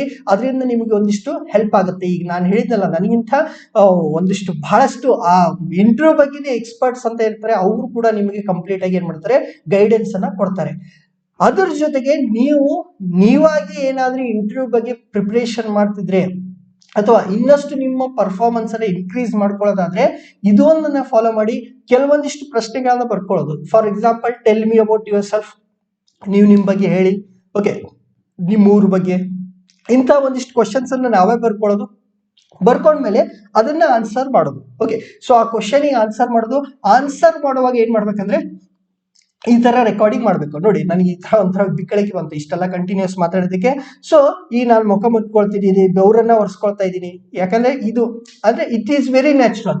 ಸೊ ಈ ತರ ಬಿಹೇವಿಯರ್ಸ್ ಅನ್ನ ನಾನು ಮುಖ ಮುಟ್ಕೊಳ್ಳೋದಾಗ್ಲಿ, ಬೆವರಿಸೋದಾಗ್ಲಿ, ಅಥವಾ ಕೈ ಯಾವ ರೀತಿ ಆದ್ರೂ ಬಹಳಷ್ಟು ಓಡಾಡಿಸ್ತಿದ್ದೀನ, ಸೊ ಇಂಥ ಒಂದು ಬಾಡಿ ಲ್ಯಾಂಗ್ವೇಜ್ ಅನ್ನ ಅರ್ಥ ಮಾಡ್ಕೊಳ್ಳೋದಕ್ಕೆ, ಅಥವಾ ನಾನು ಮಾತಾಡಿದ್ದು ಎಷ್ಟು ಲೌಡ್ ಆಗಿದೆ, ಎಷ್ಟು ಕ್ಲಿಯರ್ ಆಗಿದೆ, ಈ ತರ ಲ್ಯಾಂಗ್ವೇಜ್ ನಡುವೆ ಟರ್ಮ್ಸ್ ಏನಾದ್ರು ನಾನು ಸ್ವಿಚ್ ಮಾಡ್ತಿದ್ದೀನ, ಸೊ ಇಂಥದನ್ನೆಲ್ಲ ಮಾಡ್ಕೊಳ್ಳೋದಕ್ಕೆ ನೀವೇನ್ ಮಾಡ್ಬೇಕು, ಸೆಲ್ಫ್ ರೆಕಾರ್ಡಿಂಗ್ ಮಾಡ್ಕೊಂಡು ನೀವೇ ಅನಲೈಸ್ ಮಾಡಿ, ಅಥವಾ ನಿಮ್ ಫ್ರೆಂಡ್ಸ್ಗೆ ತೋರಿಸಿ. ಅವ್ರು ಏನಾದ್ರು ಟಿಪ್ಸ್ ಕೊಟ್ರೆ, ಯಾವ ರೀತಿ ಕೂತ್ಕೊಳ್ತಿದ್ರ, ಯಾವ ರೀತಿ ಮಾತಾಡ್ತಿದ್ರ, ಯಾಕಂದ್ರೆ ನಾನು ಇನ್ಫಾರ್ಮಲ್ ಆಗಿ ಕೂತಿದ್ದೀನಿ, ನಾನು ಬಹಳ ಸೀರಿಯಸ್ ಆಗಿ ಇಲ್ಲ ಹೇಳ್ತಾ ಇಲ್ಲ. ಸೊ ಅದಕ್ಕೆ ನಾನು ನನ್ ಮನ್ಸಿಗೆ ಬಂದಂಗೆ ಕೂತ್ಕೊಂಡಿದ್ದೀನಿ. ಸೊ ಈ ತರ ಕೂತ್ಕೊಂಡು KS ಇಂಟರ್ವ್ಯೂ ಮಾತಾಡಕ್ ಆಗಲ್ಲ. ಸೊ ಅದಕ್ಕೆ ನೀವು ಒಂದಿಷ್ಟು ಸೆಲ್ಫ್ ಇಂಟರ್ವ್ಯೂ ಮಾಡ್ಕೊಂಡಿರುವಂತ, ನೀವಾಗೆ ಮಾತಾಡಿರುವಂತ ವಿಡಿಯೋಸ್ ಗಳನ್ನ ಮಾಡಿ, ಅದನ್ನ ಅನಲೈಸ್ ಮಾಡಿ, ಅದ್ರ ಬಗ್ಗೆ ಏನೇನ್ ಪಾಸಿಟಿವ್ ಇತ್ತು, ಏನೇನ್ ನೆಗೆಟಿವ್ ಇತ್ತು ಅನ್ನೋದನ್ನು ಕೂಡ ನೀವು ಅನಲೈಸ್ ಮಾಡ್ಕೊಳ್ಳಿ. ಓಕೆ, ಸೊ ಈಗ ಏನಪ್ಪಾ ಅಂದ್ರೆ ಇಷ್ಟೊತ್ತು ನಾನು 10-15 ನಿಮಿಷ ಆಗುತ್ತೆ ಅನ್ಕೊಂಡೆ, ಬಟ್ ಟೈಮ್ ಜಾಸ್ತಿ ಹೋಯ್ತು ಅನ್ಕೊಳ್ತೀನಿ. ಸೊ ಇದು ಫಸ್ಟ್ ಪಾರ್ಟ್. ಇನ್ ಕೇಸ್ ಇದು ಓನ್ಲಿ ಫಾರ್ ಈ ವಾಟ್ಸ್ಆಪ್ ನಂಬರ್ ಇದೆಯಲ್ಲ, ಇದು ನನ್ನ ಪರ್ಸನಲ್ ನಮ್ದು ಒಂದು ವಾಟ್ಸ್ಆಪ್ ಗ್ರೂಪ್ ಇದೆ, ಅಥವಾ ನಂದು ವಾಟ್ಸ್ಆಪ್ ಬೇರೆ ನಂಬರ್ ಇದೆ. ಸೊ ಈ ನಂಬರ್ಗೆ ನೀವು ಮೆಸೇಜ್ ಹಾಕಿ. ಯಾರು ಹಾಕ್ಬೇಕು, ಓನ್ಲಿ ಯಾರು KS ಇಂಟರ್ವ್ಯೂಗೆ ಹೋಗ್ತಾ ಇದ್ದೀರಲ್ಲ ಅವ್ರು ಮಾತ್ರ. ನಿಮ್ಗೆ ಏನಾದ್ರೂ ಕ್ವೆರೀಸ್ ಇದ್ರೆ, ಇನ್ ಕೇಸ್ ಪಾರ್ಟ್ 2 ಮಾಡಬೇಕು ಅಂತ ನಿಮ್ಗೆ ಏನಾದ್ರೂ ಅನ್ಸಿದ್ರೆ, for that part 2 you plus just message me on this WhatsApp number. Call mostly ನಾನು ಪಿಕ್ ಮಾಡಲ್ಲ. ಓಕೆ, ಸೊ ನಿಮ್ಗೆ ಏನಾದ್ರೂ ಸ್ಪೆಸಿಫಿಕ್ ಆಗಿ ಕ್ವೆರಿ ಇದ್ರೆ, ಆ ಕ್ವೆರಿ ನೋಡ್ಕೊಡ್ಬೇಕಿದ್ರೆ ನಾನೇ ಕಾಲ್ ಮಾಡ್ತೀನಿ ವಾಪಸ್ಸು. ಅಥವಾ ಪಾರ್ಟ್ 2 ದಲ್ಲಿ ಏನಾದ್ರೂ ಆಡ್ ಮಾಡಿದ್ರೆ, ಯಾಕಂದ್ರೆ ನನಗೆ ಅರ್ಥ ಆಗ್ಲಿಲ್ಲ, ನಾನು ಮಾಡ್ಬೇಕಂತ ಮಾಡಿದೆ. ಸೊ 3 ಇಂಟರ್ವ್ಯೂ ಅಲ್ಲಿ ನನಗೆ ಏನ್ ಅನ್ಸುತ್ತಲ್ಲ ಅದನ್ನ ನಾನು ಹಾನೆಸ್ಟ್ ಆಗಿ ನಿಮ್ ಮುಂದೆ ಇಟ್ಟಿದ್ದೀನಿ. ಇನ್ ಕೇಸ್ ನಾನು ಬಿಟ್ಟಿರ್ಬೋದು, ಬಹಳಷ್ಟು ಏನೋ ಬಿಟ್ಟಿರ್ಬೋದು, ಅಥವಾ ನಿಮಗೊಂದು ಪರ್ಟಿಕ್ಯುಲರ್ ಆಗಿ ಇಂಥದ್ರ ಮೇಲೇನೆ ನಿಮ್ಗೆ ಡೌಟ್ ಇದೆ ಅಂತಂದ್ರೆ, ಸಾಧ್ಯ ಆದ್ರೆ ಅದನ್ನ ವಾಟ್ಸಪ್ ಅಲ್ಲೇ ಅಥವಾ ಫೋನ್ ಕಾಲ್ ಅಲ್ಲೇ ಮಾತಾಡಿ ಮುಗಿಸ್ಬಿಡೋಣ, ಸುಮ್ಮನೆ ಡ್ರ್ಯಾಗ್ ಮಾಡೋದು ಬೇಡ. ಅಥವಾ ಬಹಳಷ್ಟು ಜನರಿಗೆ ಯೂಸ್ ಆಗುತ್ತೆ ಅಂತಾನೆ 1-2 ದಿವಸದಲ್ಲಿ ಮತ್ತೆ ಪಾರ್ಟ್ 2 ಅಂತ ಮಾಡೋಣ. ಸೊ ಬಹಳ ಕ್ರೂಷಿಯಲ್ ಪಾಯಿಂಟ್ ಅಲ್ಲಿ ಇದ್ದೀರಾ. ಓಕೆ, ಸೊ ಅದಕ್ಕೆ ಏನ್ ಮಾಡಿ, ಟೈಮ್ ವೇಸ್ಟ್ ಮಾಡಕ್ ಹೋಗ್ಬಿಡಿ, ಮೈಂಡ್ ಅನ್ನ ರಿಲ್ಯಾಕ್ಸ್ ಆಗಿಡಿ, ಸ್ಪಷ್ಟತೆ ಇರಲಿ. ಮಾತಾಡುವಾಗ, ನಿಲ್ಲುವಾಗ, ಕೂಡುವಾಗ ನಿಮ್ ಬಗ್ಗೆ ನೀವು ಅಬ್ಸರ್ವ್ ಮಾಡ್ಕೊಳ್ಳಿ. ನಿಮ್ಮ ಥಾಟ್ ಪ್ರೊಸೆಸ್ ಅನ್ನ ಸ್ವಲ್ಪ ರಿಲ್ಯಾಕ್ಸ್ಡ್ ವೇದಲ್ಲಿ ಏನ್ ಮಾಡಬೇಕು, ಮೇಂಟೈನ್ ಮಾಡಬೇಕು. ಸೊ ಇಂಥ ಬಹಳಷ್ಟು ಇದೆ. ಸೊ ಆ ತರ ಎಲ್ಲ ಏನಾದ್ರೂ ಇದ್ರೆ ಅದನ್ನ ಮತ್ತೊಂದು ವಿಡಿಯೋದಲ್ಲಿ ಮಾಡೋಣ. ಸೊ ಪಾರ್ಟ್ 2ಗೆ ನೋಡೋಣ, ವೇಟ್ ಮಾಡೋಣ. It's totally depends on how you respond. ನೀವೆಲ್ಲ ಯಾವ ರೀತಿ ಕೇಳ್ತೀರ ಅನ್ನೋದ್ರ ಮೇಲೆ ಪಾರ್ಟ್ 2 ಇರುತ್ತೆ, ಅದನ್ನ ನೋಡೋಣ ಏನಾಗುತ್ತೆ ಅಂತ. ಸೊ ಅದ್ರ ಜೊತೆಗೆ ಯಾರ್ಯಾರು ಫಸ್ಟ್ ಟೈಮು ನಮ್ಮ ಮಚ್ಚಾ ಕರೆಂಟ್ ಅಫೇರ್ಸ್ ನೋಡ್ತಾ ಇದ್ದೀರಲ್ಲ, ಸಬ್ಸ್ಕ್ರೈಬ್ ಮಾಡಿ, ಬೆಲ್ ಐಕನ್ ಅನ್ನ ಪ್ರೆಸ್ ಮಾಡಿ, ಲೈಕ್ ಮಾಡಿ, ಶೇರ್ ಮಾಡಿ. ಓಕೆ, ಸೊ ನಮ್ಮ ಗ್ರೂಪ್ಸ್ ಇದೆ, ಟ್ವಿಟರ್ ಅಲ್ಲಿ ಅಷ್ಟು ಆಕ್ಟಿವ್ ಇಲ್ಲ, ಫೇಸ್ಬುಕ್ ಅಲ್ಲಿ ಗ್ರೂಪ್ ಇದೆ, ಟೆಲಿಗ್ರಾಮ್ ಚಾನಲ್ ಇದೆ, ಇನ್ಸ್ಟಾಗ್ರಾಮ್ ಇದೆ, ಪ್ಲಸ್ ಆಲ್ರೆಡಿ ವಾಟ್ಸ್ಆಪ್ ನಂಬರ್ ಕೊಟ್ಟಿದ್ದೀನಿ. ಸೊ ಈ ತರ ನೋಡೋಣ. ಸೊ ಯಾರಿಗೆ ಏನೇನು ಮತ್ತೆ ಈಗ ವೇಟ್ ಮಾಡಕ್ ಹೋಗ್ಬಿಡಿ, ಬಹಳ ಟೈಮ್ ಇಲ್ಲ ಇಂಟರ್ವ್ಯೂಗೆ. ಸೊ ಅದಕ್ಕೆ ನನ್ನಿಂದ ಎಷ್ಟು ಸಾಧ್ಯ ಆಗುತ್ತೋ ಅಷ್ಟು ಟಿಪ್ಸ್ ಅಥವಾ ಹೆಲ್ಪ್ ಅನ್ನ ಮಾಡೋದಕ್ಕೆ ನಾನು ರೆಡಿ ಇದ್ದೀನಿ. ಸೊ ಮುಂದಿನ ವಿಡಿಯೋದಲ್ಲಿ ಸಿಗೋಣ. And finally, in case part 2 ಬರ್ಲಿಲ್ಲ ಅಂದ್ರೂ ಕೂಡ ಏನ್ ಹೇಳ್ತಾ ಇದ್ದೀನಿ, ಎಲ್ಲರಿಗೂ all the best. Okay, so ಚೆನ್ನಾಗಿ ಮಾಡಿ KS ಅಧಿಕಾರಿಗಳಾಗಿ. ಓಕೆ, ಸೊ ಅಧಿಕಾರಿಗಳಾಗಿ ಒಳ್ಳೆ ಸೇವೆಯನ್ನು ಮಾಡಿ, ನಿಮ್ ಲೈಫಿಗೆ ಒಂದು ಆ ಖುಷಿ ಸಿಗ್ಲಿ ಅಂತ ಹಾರೈಸ್ತಾ ಈ ವಿಡಿಯೋನ ಎಂಡ್ ಮಾಡ್ತಾ ಇದ್ದೀನಿ. ಸೊ ಎಲ್ಲರಿಗೂ ನಮಸ್ಕಾರ.